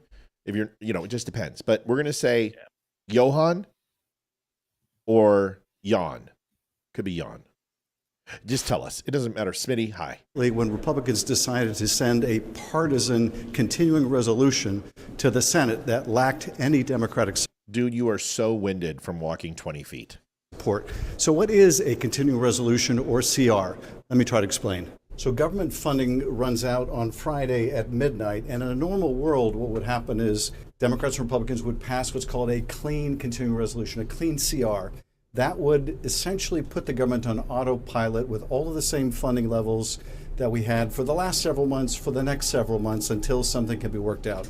But that's not what happened here. That's exactly what happened here. It's the same fucking bill that you guys went ahead and pushed last year. It was the Joe Biden bill. The only thing is it's a little bit less in spending. It's less than what was predicted. So it's one of the only bills in the last 25 years to spend less. That's why Thomas Massey and Rand Paul are full of shit.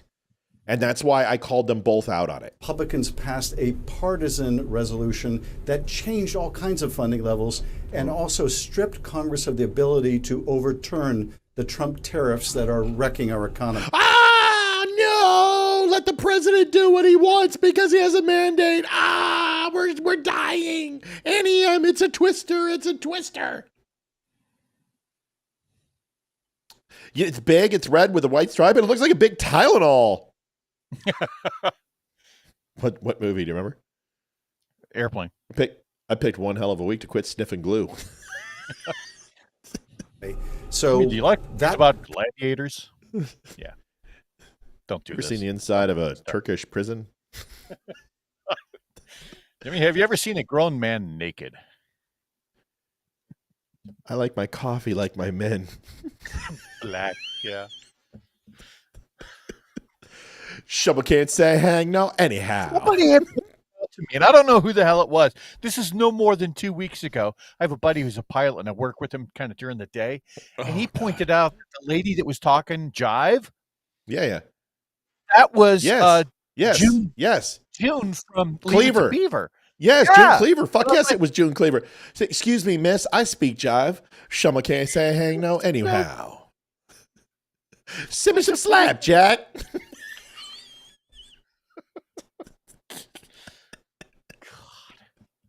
Excuse me, miss, I speak jive. There's no parking in the white zone. Don't give me start any that of your white zone shit, Betty.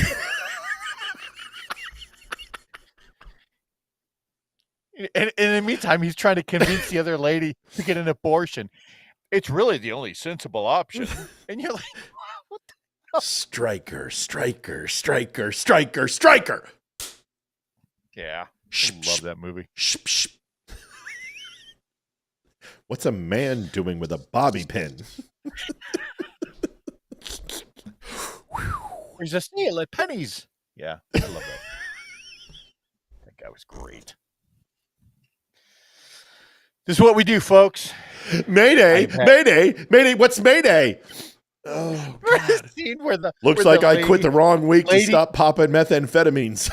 Where the lady had to take the wheel to the airplane for a little bit, and while she was doing that, she was trying to blow up the autopilot, right? And Ted walks down her, and she's blowing the autopilot up.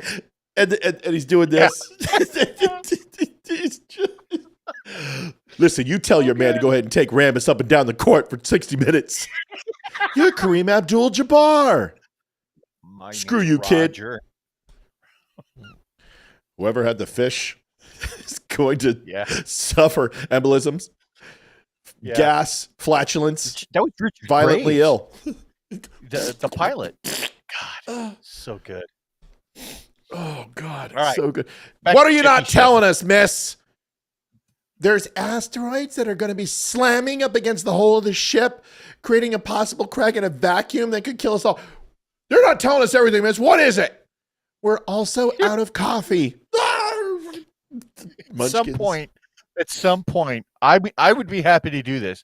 Lay down in a bed with like one of those things, tubes sticking out of my arm, while Amy sings with a guitar and hits There is the only thing with one the guitar, river, and I'll only one tree.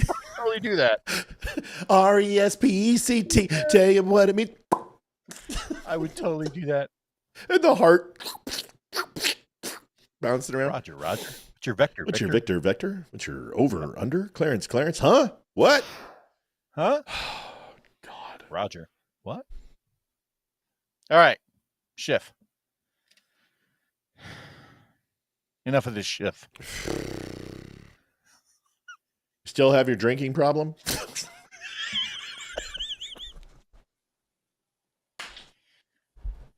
I don't think I'll ever. We're all counting on you, and good luck. Stop calling me Shirley. I just love everyone who commits Harry Carey and ritualistic suicide doing stories. The one guy with the match who pours gasoline on himself, and he's like, okay, enough, man, stop it. Passed on a narrow 2-vote margin in the House, and now it's here in the Senate, and it doesn't have the votes. So this particular continuing resolution would last for 6 months, and it gives Donald Trump 6 months to continue wrecking the government, continue cutting off funding, continue closing Social Security offices, continuing layoff of veterans and the layoff of firefighters, essentially gives him another half year to continue all the destructive actions he's taking now. That's not going to fly. What we should do is something short-term that will allow members of Congress to agree on setting regular funding levels for every part of the government and to insist that they be observed by the president, not that we continue to have these illegal impoundments of money. Oh, Dak's a boy dog, isn't he? Dude, we're halfway through the year, man. You guys voted for this budget, so here's why it's not going to shut down. Yeah, I'll just give it to you. The state legislature went home. The House went home. They're not going to call the House back for the weekend in order to reappropriate the bill. So it has to pass in its current state. So even if they shut down the Senate bill, they're opening the government closed for longer than they anticipated because the House isn't even in session right now. They're home. You're not going to get it. Plus, if you shut down the government, it just justifies Donald Trump's whole point of cutting even more. You're just playing into his hands. He's just going to go, he's going to be like, do you remember the movie Used Cars with Kurt Russell? It's one of the greatest movies of all time. Tell me you've seen it. That price is too goddamn high. That's what's going to happen. Yeah. He's going to, He's like Crazy Eddie. I'm slashing prices. He's going to slash even more. So you're just giving him the opportunity to do what he wants to do. So you're going to pass this CR. Schumer's going to come on late. If he hasn't already, I'm sure he already has. And he's going to come on and he's going to be like, oh, you know what? We're going to go ahead and do this. And the effort, because too many people have lost their jobs. And you know what the American public's going to do? I can show you 20 hours of video where they just said literally less than 8 months ago about a government shutdown and said how it would destroy the economy and destroy our democracy and everyone free. They don't want this hanging around their necks. They have no platform. They have no base. There's no chance they will pass this because here's why. They don't have any cards in the game. They are Zelensky. They have nothing. And America doesn't want them to do anything except shut up. And you guys got to stop acting like you won. You didn't win. You lost. You got your asses handed to you. Leroy, tell them. For as many times as I've heard the argument that so many people rely on the government for whatever, whether or not it's food stamps, whatever the case is, I'm going to say that there's 10 times the amount of people that flow in the opposite direction. And this is what I mean. With less government regulation, with less people telling you what to do, with less supervision from the government saying you can or cannot do this, that everyone's lives are going to be that much better. And that's what Trump has realized, right? This is what Milton Friedman, one of the greatest economists of our day, about 30 years ago, he had released a video where he criticized, at the time it was the FDA, saying that if he were ever in charge, that would be one of the first things he got rid of. It was the FDA. And then he gave his reasoning for it. And this is the same thing. Each and every three-letter agency that's out there, in some way, shape, or form, has more control over your life. And I read an interesting statistic the other day that there are more than 400 government agencies on the books. That might have been 700. But here's the thing. All they said was more than. Nobody actually has a recognized number. Nobody actually knows how many government agencies there are. That should frighten you. Where are your tax dollars going? And so here comes Donald Trump. He's the first president to really come along and say, oh, no. We got to get a handle on this. This is insane. So when the left is decrying all of this crap, right, it's not that they're trying to defend the government. They're trying to defend the bureaucracy. And that is frightening. Fair enough. We'll be right back. The Dumb Show is built on real conversations, raw, unfiltered, and fearless. Big Tech didn't like that. Facebook pulled our funding, tried to shut us down. But for over a year, you, our incredible viewers, have kept us going. Your support, your donations, your time, it all matters. Most of you spend 10 plus hours a week with us. Compare that to Netflix, maybe 5 hours a month. We believe we're worth that time. And we hope you do too. But listen, we don't want giving to feel like a burden. We want it to feel good. So take a second to ensure you're in a good spot. If you're in a place to give, that will be amazing. If not, just liking and sharing helps more than you know. Visit thedumbshow.com/donate. Whether it's PayPal, Venmo, or Mail, every bit helps to keep us going. Dumb Nation, we appreciate you more than words can say. Folks, we are at the witching hour, 8:47. If you haven't had a chance to help us out, we've got quite a few people on. A bunch of people on Twitter, Facebook is doing okay, YouTube, etc. And Wimkin. And yeah, if you have not had a chance, please, we are trying to hit our goal. It's 260.96, 86% to gold. This is usually the time where people decide to go ahead and chip in and say, was the show worth it? There's nothing better than helping us understand how we did by going ahead and tipping out your server. Remember, try the veal. We'll be here all week. Folks, Friday night, Leroy, Amy, myself, and Olivia, special show, all four of us in the same room. It's going to be fun. Leroy's flying out tomorrow. Leroy, I'm not going to be at the airport with you. I've got too many things to do. I got to get all the mics set up and stuff. So Amy's going to pick you up, and she's going to bring you here to my house. Is that okay? Sounds good. I would love to see you right when you get off the plane. But Literally, all I'm bringing is just the clothes that are needed for the photo shoot. I'll be bringing my uniform with me because I want to see if I can leverage that. And just beyond that, it'll be cigars and some booze. So yeah, it's going to be a good weekend. Yeah, all very good. Very excited for it. Folks, do me a favor. If you have not had a chance to like, share, and subscribe, please do so. Share the show. Get it out there. 122 people have liked it. By the time this show's done, we'll have anywhere from 3,500 to 4,000 views. More than Michelle Obama's podcast, by the way. I don't know if you guys know this, but we actually have more viewers than Michelle Obama's podcast. She got it new. She has hundreds of thousands of dollars in advertising, and we actually outperform her, so we'll take it. Do me a favor, folks. Please like, share, and subscribe. There are some advertisers that are actually interested in becoming gold partners for us, which is a very prestigious thing for a podcast to get. It means a lot for us, possibly a chance to no longer take donations from a mandatory standpoint, and the fact that we need it super bad. A lot of possible things. So please do me a favor, help us out, continue to do this, help us get recognized. I promise you that day's coming. It's just a matter of time before they see Leeroy and go, we have to give this guy a show. It'll have nothing to do with me. Transgenders. Oh, my favorite topic. Why in the do we spend so much time on this? Sarah McBride. Are you familiar with Sarah McBride? I don't know who that is. Sarah McBride's from Delaware, politician, Representative McBride, who is a guy. Oh. And honestly, I got to give Sarah McBride some credit. Did not make her campaign about being a transgender. I got to give it that. Although has talked about it, it wasn't like, vote for me, I'm a tranny. So right. I gotta say that. But most assuredly a guy. This is the one that Nancy Mace went after for the bathrooms, and so there's a lot of people take this transgender shit too far. Like, first of all, I think pumping it up is some big great thing.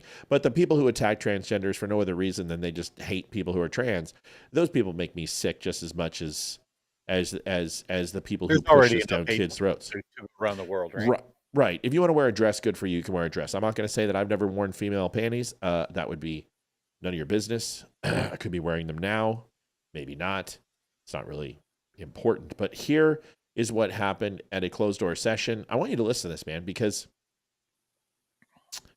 to me, I've got an opinion. I want to get yours. So let's play it, and then we can listen to it. This will set this up. Here you go.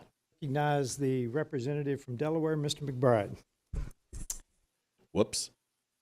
Let's listen to that again. See if we can catch the raggy. Like cheese Scoob. Raggy? You just assume my gender, you son of a bitch. Recognize the It's ma'am. Yeah, I was just representative from Delaware, Mr. McBride. Thank you, Madam Chair. Ranking Member Keating, also wonderful. Oh, then what did Sarah do? Just rolled right into it, it seems like. Ranking Member Keating, also wonderful. Mr. Chairman? I'm sorry. No, listen. Member Keating, also wonderful. Thank you, Madam Chair. Ranking... She misgendered him. Oh, wait a second. I thought misgendering was this giant sin. So your argument is when somebody offends you with some sort of slur, do it right back to them to prove your point. Okay, got it. Why don't you call him a cis? Member Keating, also wonderful. Mr. Chairman, could you repeat your introduction again, please? Yes, we have set the standard on the floor of the House, and I'm simply... What is that standard, Mr. Chairman? Would you repeat what you just said when you introduced a duly elected representative from the United States of America? Please. I will. The representative from Delaware, Mr. McBride. Mr. Chairman, you are out of order. Mr. Chairman, have you no decency?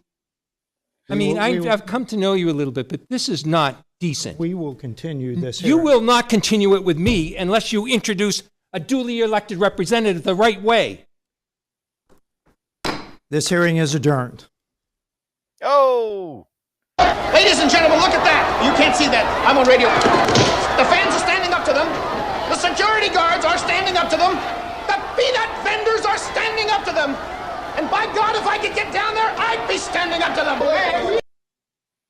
I'm surprised he didn't say, "Where's Jake Quallen?" Jake Quallen, where you at? You done fucked up, Aaron. Go to Oshak Hennessy's office. Oshak Hennessy. Who? Take your ass out of there. So good. Jay Quillen. Yeah. Folks, 260.96, 8 minutes till the 9 o'clock hour. My son is collecting donations. Ethan is frantically collecting donations. If you haven't had a chance to do it, let's hit it. Let's show him. I want him to feel good, okay? Even if you go ahead, I'll throw you a free shirt or something. Take care of him. I want him to feel like he had a huge impact on the show tonight. All right, man, what do you think? First of all, you got the chairman who says, Mr. You've got some outraged guy just trying to score political points with whatever transgender element there is in Delaware. And then you have McBride, which misgenders him on purpose. The only problem is that his misgender is not a misgender, it's accurate, and hers is the one that's the misgender. She's the one that's actually, I hate to say this but you tell me what you think and then I'll tell you what I think. I'm sorry, I failed. Go ahead. Honestly, my honest to God, humble opinion on this is that everyone needs to lighten the hell up. Yeah. Like the dude lady on the end, probably a little bit out of line because it sounds like when he first did it, it might have been an error, right? But then he leaned into it, which is, hey, fine, whatever. Take your moral, clutch your pearls and let's just move on, right? Because no matter what your outrage is at that point in time, you are still serving your people. You are a representative for the people within your district. So rather than get all emotional and literally call off the meeting and say, we're going to deal with this shit later, right? Do your job. Move on beyond these gender stereotypes that you want to, hold on to and just say, you know what? Sorry, screwed up. I'll call you whatever the hell you want. Right now, let's get to work. That's how I feel about it. That's it. Sorry. There's people who are like, it's he, Matt. No, it's not. Not to me. I don't care. I don't give a shit. I'm not that. I'm not going to sit here and say you're a woman, but if you want to be called she, and you're dressed like a woman, and you're somewhat pulling it off, I'm going to call you she. I'm going to call you Sarah. Who fucking cares? But if you're going to go ahead and say and advocate that you're a woman and that you understand what it's like, then you and I have a problem, because then you're expecting me to participate in your delusion. Me calling you he or she, because here's the thing, I have no desire to check up your skirt. I know some very convincing transgenders. I know some very good looking transgenders. I'm not going to lie to you. I'm talking people who are like smoking hot and you wouldn't know. And I'm not going to check, and I don't care. I just don't give a shit. Because it wasn't weird for me in Bali. It wasn't weird for me in Indonesia. We saw them there. And you know what we just said? Whatever, they're ladyboys. Who cares? I'm not going to sit here and piss in somebody's weenies just to do it. Now, if they start going over there and start preaching to other women and degrading them, that they're more of a woman, well, then I'm going to light that person up like a pinball machine. But I'm not going to just disrespect people just to do it. You want to be called Sarah? Fine, your name's Sarah. Just like if Leroy says, hey, I don't want to be called Leroy, I want to be called Lee. I'm not going to be like, no, you're not Asian. Or so, you're not Southern and you're not related to the Dukes of Hazzard. But hold on a second before you comment, because I've got, like I always do, I want to give you the other side of the equation. Then Sarah McBride does this, and I have a very different issue with this, because now you're on the dais. Now you're on a political platform. And this all should have happened before you met with the American people live, right? They should have said, listen, how do you want me to address you? Floor rules are that you're Mr. because you're a guy. What do you want me to say? And just say the congressman from Delaware. Okay, perfect, done. We're the congresswoman from Delaware, the congressperson from Delaware, whatever it is. This should have been solved long before the American public saw it. Now it's this is where now this is an issue right here. Listen to this.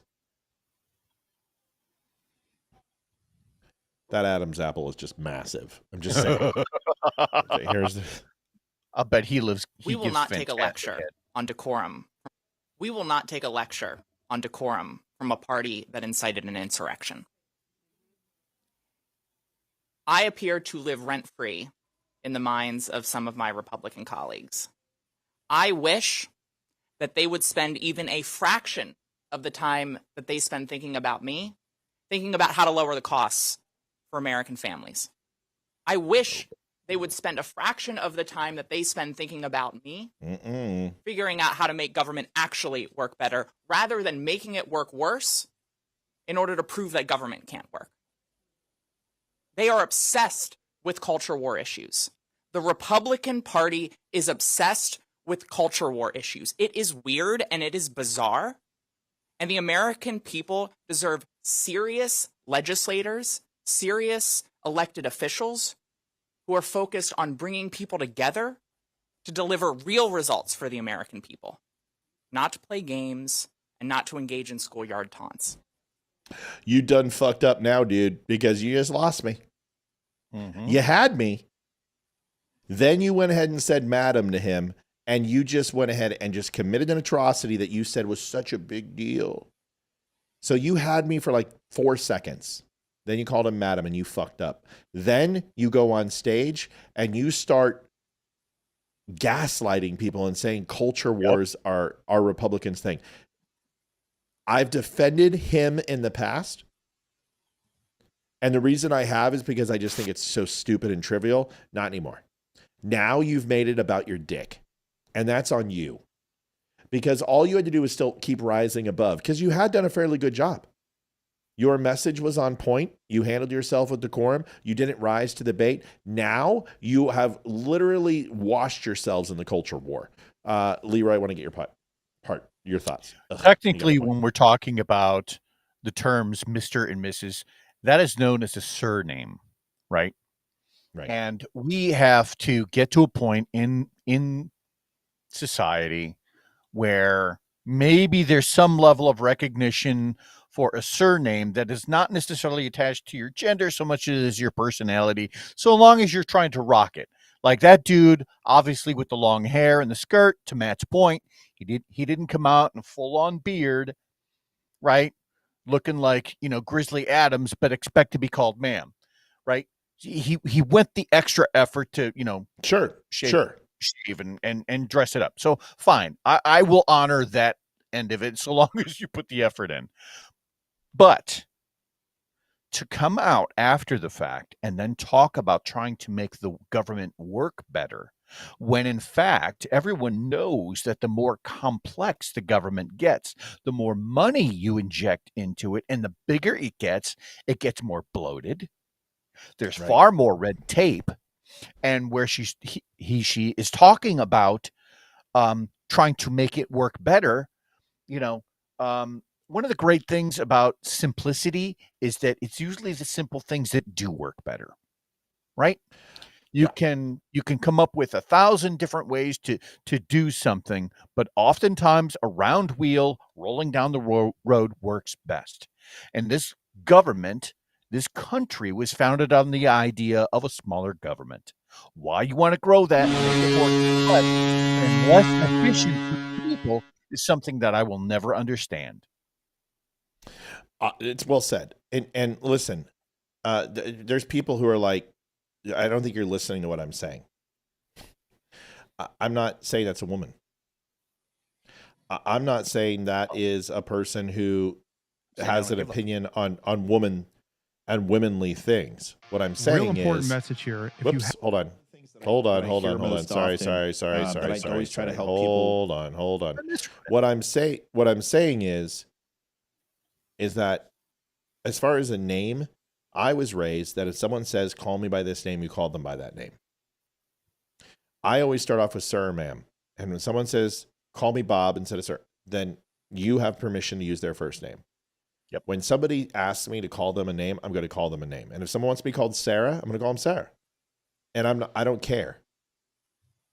And if someone says, listen, I identify as a female, I'd appreciate if you just call me she or he, or I'm going to say, sure, whatever, don't care.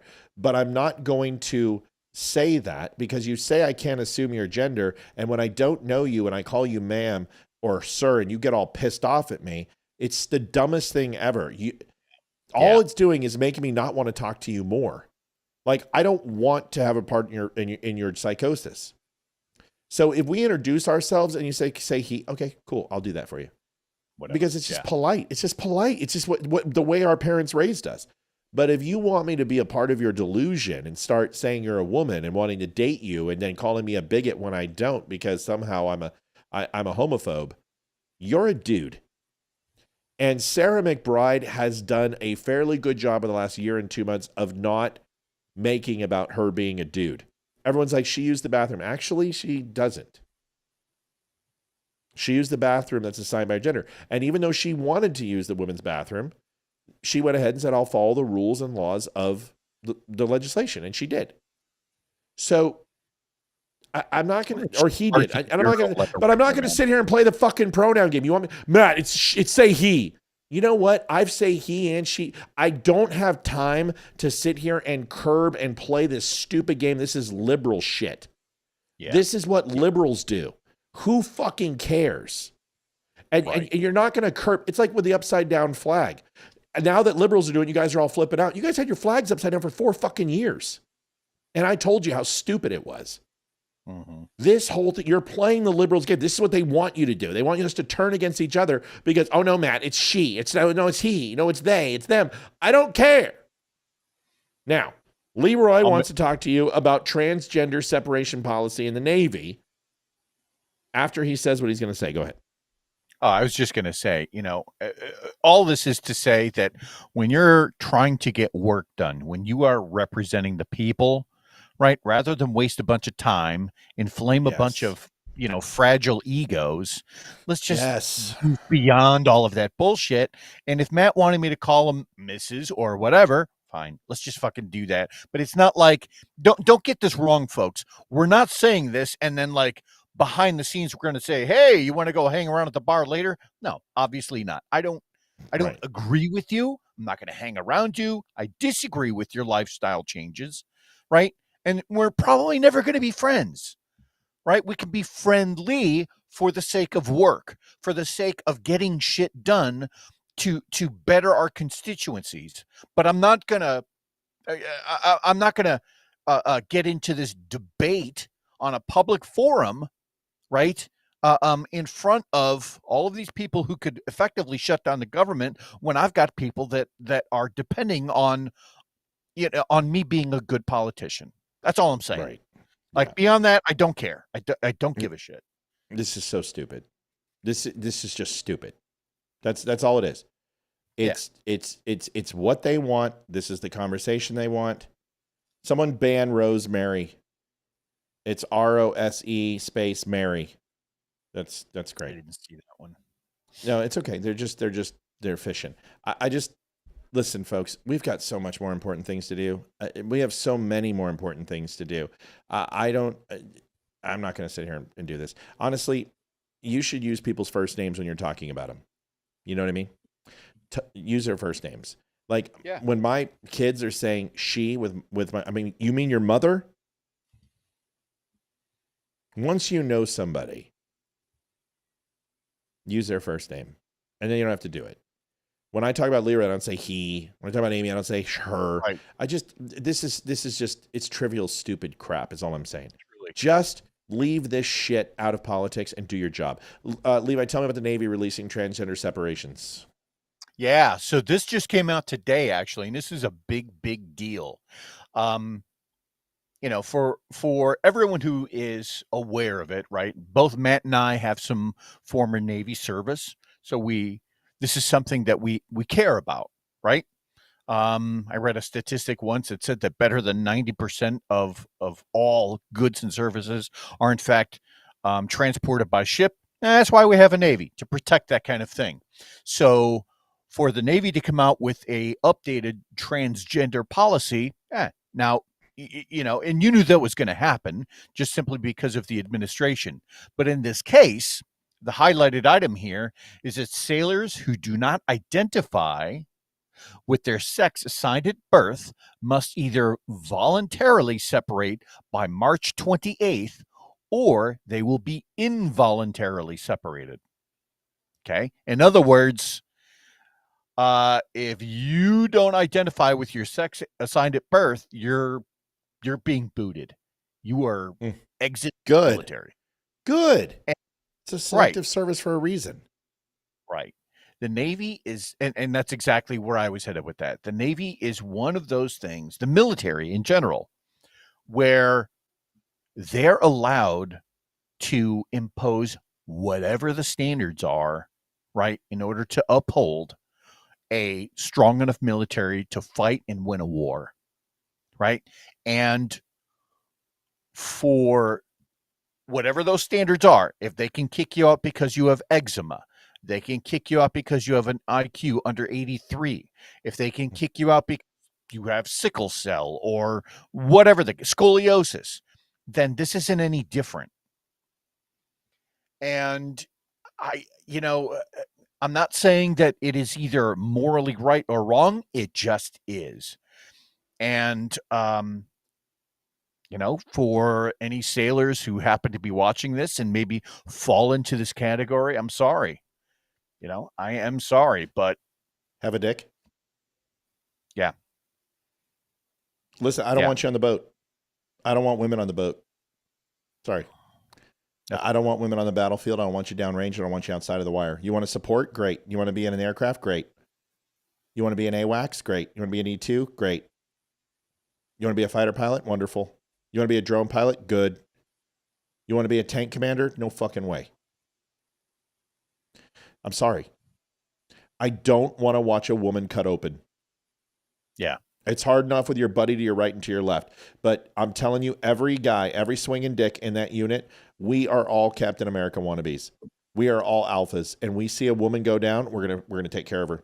We're going to hold her wounds, and we're not going to return fire. We're not going to put rounds down range. It is proven in combat. Israelis do it because it's very different. They train together. They sleep together in the same barracks. It is a completely different methodology, and women are not ready for it. I'm sorry. No, they are absolutely not. It's not personal. I'm not saying women can't serve in the military. I'm saying there's support. And I'm saying there's some guys who can't serve outside the wire. There's some men who are very incapable. It is a very select group of people who can do it. True.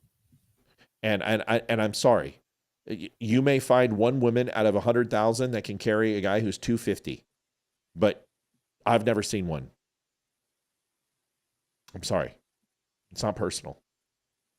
Your job is not to just, we have plenty of guys to do the work. And I think it goes beyond that too, right? Because we're also just not trying to say this is what the capabilities of men and women are. That isn't necessarily the case here. The case here is if you're showing symptoms or signs of gender dysphoria, right? Then maybe we're trying to acknowledge that that's a mental disorder. And again, the military can and has very strict guidelines when we're talking about mental disorders. And if you can't be in the military because you have something that is considered a mental disorder, whether that is I don't know, give me one of the depression or anxiety. If you have those things, the military has every right to get you out. Right. This isn't any different. Listen, I will even go as far as to say, and just listen to what I'm saying, I think the military should discriminate against black people. I think they should discriminate against Mexicans. I think they should discriminate against whites. I think they should discriminate against Jews and Catholics and Gentiles and Mormons. I think they should discriminate against people who are 6 foot and people who are 5 foot. I think they discriminate people who are fat and people who are slim, people who are muscular, people who are not, people who have 3 breasts and people who have 1 testicle. I think the military should discriminate against everybody. Because the only thing that the military should be concerned about is who is the best person for the job. And too many black people in a unit is not a good thing for the white people. And too many white people in a unit isn't a good thing for black people. And too many women in a unit isn't a good thing for the men. And too many men, it's not a good thing for the women. And too many Jews is not good for the Catholics. And not too many Catholics isn't good for the Christians. And too many Muslims isn't good for anybody. We often have in the military, they have these things called command managed equal opportunity people. They're called simios. And what they're there for is to take surveys to say how well a command is functioning based off of a particular demographic. In other words, you get done with the survey, and then you say at the end of it, it'll ask you this questionnaire. All right, well, what is your demographic? Are you 40 years old and white, or are you 20 years old and a black female? Or I think they should do away with all of that. I do. Thank Maddie you, Hassan. Matt. Go ahead. No, buddy, take it. Oh, Matt and Leeroy's dinner, bourbon on me. Love you guys. $41.69. Thank you, Matt. So it's going to be buy a good bottle of bourbon. You got to decide what we want to do. Maybe do some Horseman or. I got you covered. Do some Creek. I don't know. We'll have plenty of bourbon with Amy and me and you. Shit. We appreciate it. Folks, donations we just hit our goal, but listen, Ethan is putting in donations. He's going to put them all in now. If you haven't seen him, he's trying. He has to learn. He's typing, doing it all right, using the right caps, and he's doing a great Ethan, job. So great job, buddy. If you want to appreciate and show Ethan what a great job he did tonight, please throw some donations his way. I'll make sure they get it into his Venmo account. He's getting to that age, and he's a good kid. So if you want to take care of Ethan for tonight, go ahead and do that. Let's finish up on this. I told you Schumer was going to buckle. Wow, it only took him 16 minutes after I said it to do it. I knew he was going to. Here is the quick video, and we're in overtime, and then we're going to be done. Then we got to get Leeroy on a fucking plane to get out to my home in Virginia. I'm going to convince him to move here. Brian Moody says Brian Moody donated $21.10. Thank you, Brian. I got to help Ethan. Brian. Not do that. Brian, thank you for your donation, big guy. Let me refresh the donations real quick. For some reason, this new one, I've got to always refresh it. There it is, $323.75. Thank you for that. Here is Chuck Schumer's reasoning. Let's to have the conflict on the best ground we have, summed up in a sentence, that they're making the middle class pay for tax cuts for billionaires. It's much, much better not to be in the middle of a shutdown, which to divert people from the number one issue we have against these bastards, these people, which is not only all these cuts, but they're ruining democracy. To have the Wait, what? They're ruining democracy? What? Stephanie Flaherty.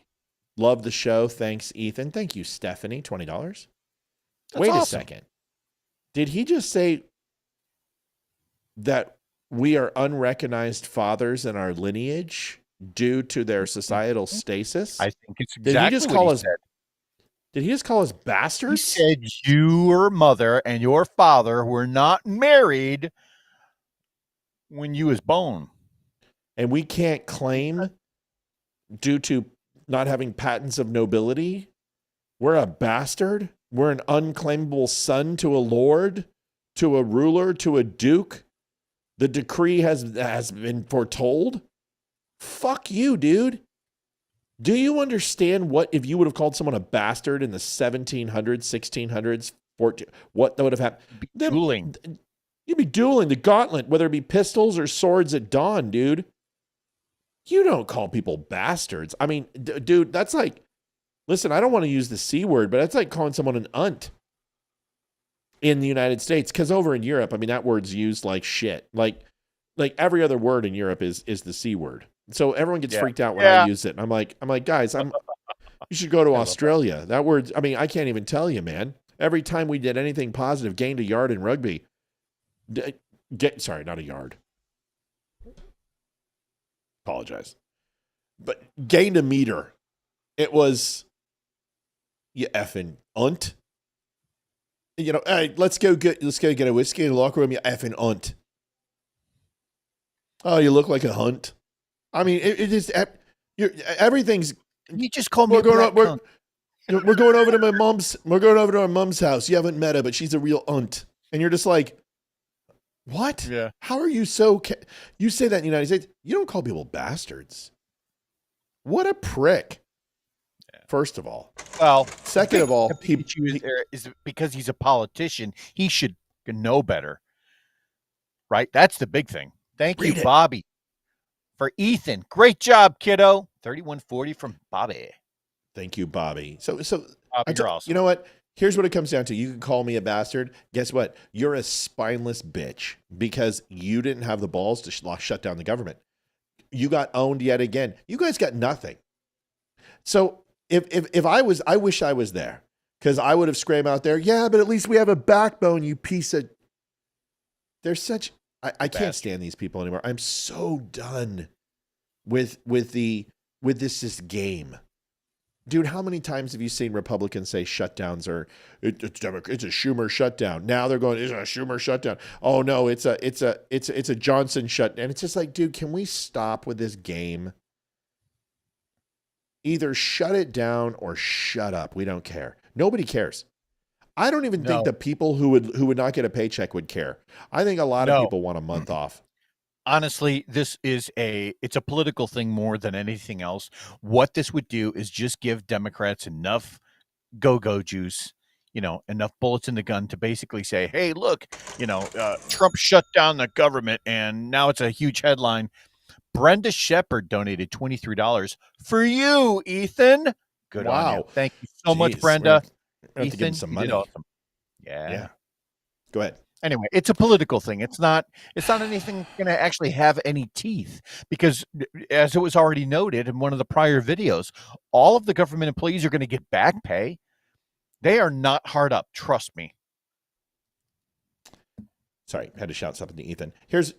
End of story. Here's what it comes down to. I told you they weren't going to go ahead and shut down the government. I told you they would pass a continued resolution. You're also going to see the tax credit. Why? Because they voted for it in 2020 and they extended it to 2024.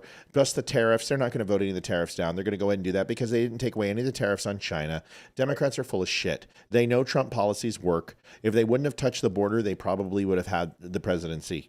That's the truth. They touched the border. They wrote the 90 some odd executive orders. If they just wouldn't have touched it, then a lot of things would have been okay. If they wouldn't have depleted our oil reserves, energy crisis probably wouldn't be where it's at. If they didn't go ahead and sell sandbag leases, if they didn't increase our dependency on foreign oil by 7%, these things wouldn't have happened. But they did. 575 from Bubba.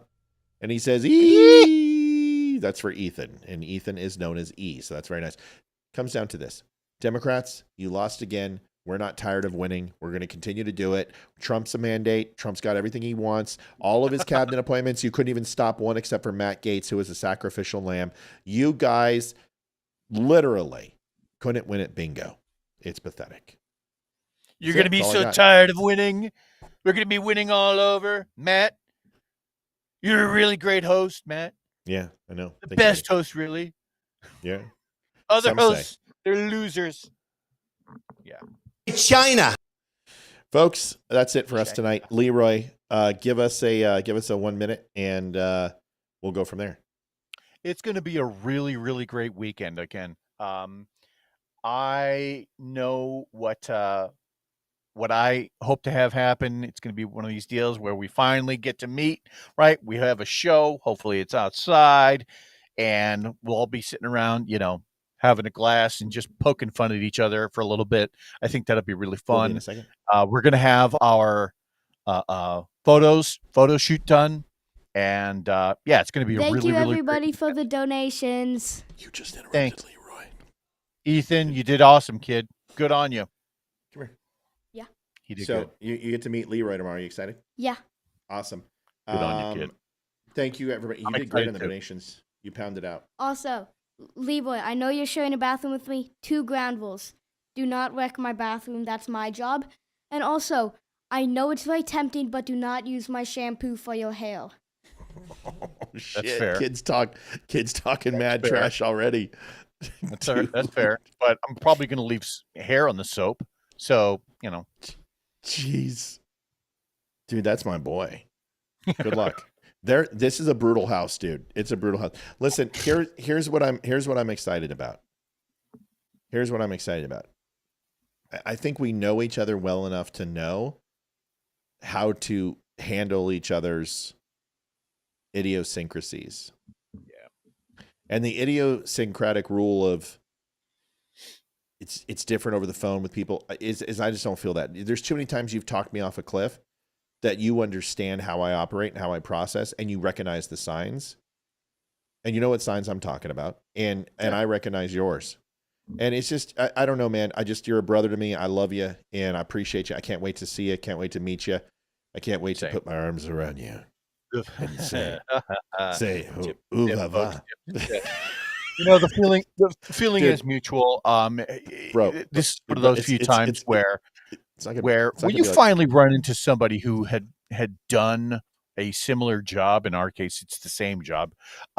It's pretty rare, right? And for us to be roughly the same age and for us to have gone through roughly the same commands and for us to have roughly the same, family type history, i.e. with either work or our parents or, traumatic things that have happened to us. I feel like that there's so much that we share in our background that this was an inevitable friendship. So I hope I hope to be the guy that you can lean on, and I hope I can lean on you. I already feel like that's lean true. on me when by the way, Do not come. Do not come.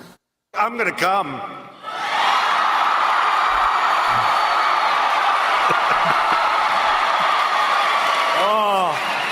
All right. So listen, I want to thank everyone for the donations tonight. Tomorrow night, if you have not sent your questions into Olivia, you need to now. And anything you got for Olivia, Amy, myself, or Leroy, we're going to just kind of have a free-for-all conversation. It's not going to be outside, even though we set up the patio to have a cigar and all that and a whiskey outside and relax on the beautiful deck. It's supposed to be a gorgeous night. We're going to be sitting by my fireplace in my living room on some comfortable leather chairs. I got to get the audio set up and everything. We're going to go ahead and try to record the meeting if we can. It may or may not happen, but either way, it's going to be awesome. We're excited. We'll probably do a little bit of a documentary when it comes to the video of the shoot and all that, but we're really excited. We hope you had a great show tonight. We certainly did. Thanks for your donations. Thanks for taking care of us. We'll see you guys tomorrow night at 7 o'clock bright and early. Leroy, safe flight, buddy. Yeah. See you soon. Have fun packing. Love you guys. See ya. Bye. See ya. Peace out, homie. This is the Don't Unfriend Me Show with your hosts, Matt, Leeroy, Amy, and Olivia. Geopolitics, military analysis, and election coverage. Coming to you live on all major social media channels at The Dumb Show.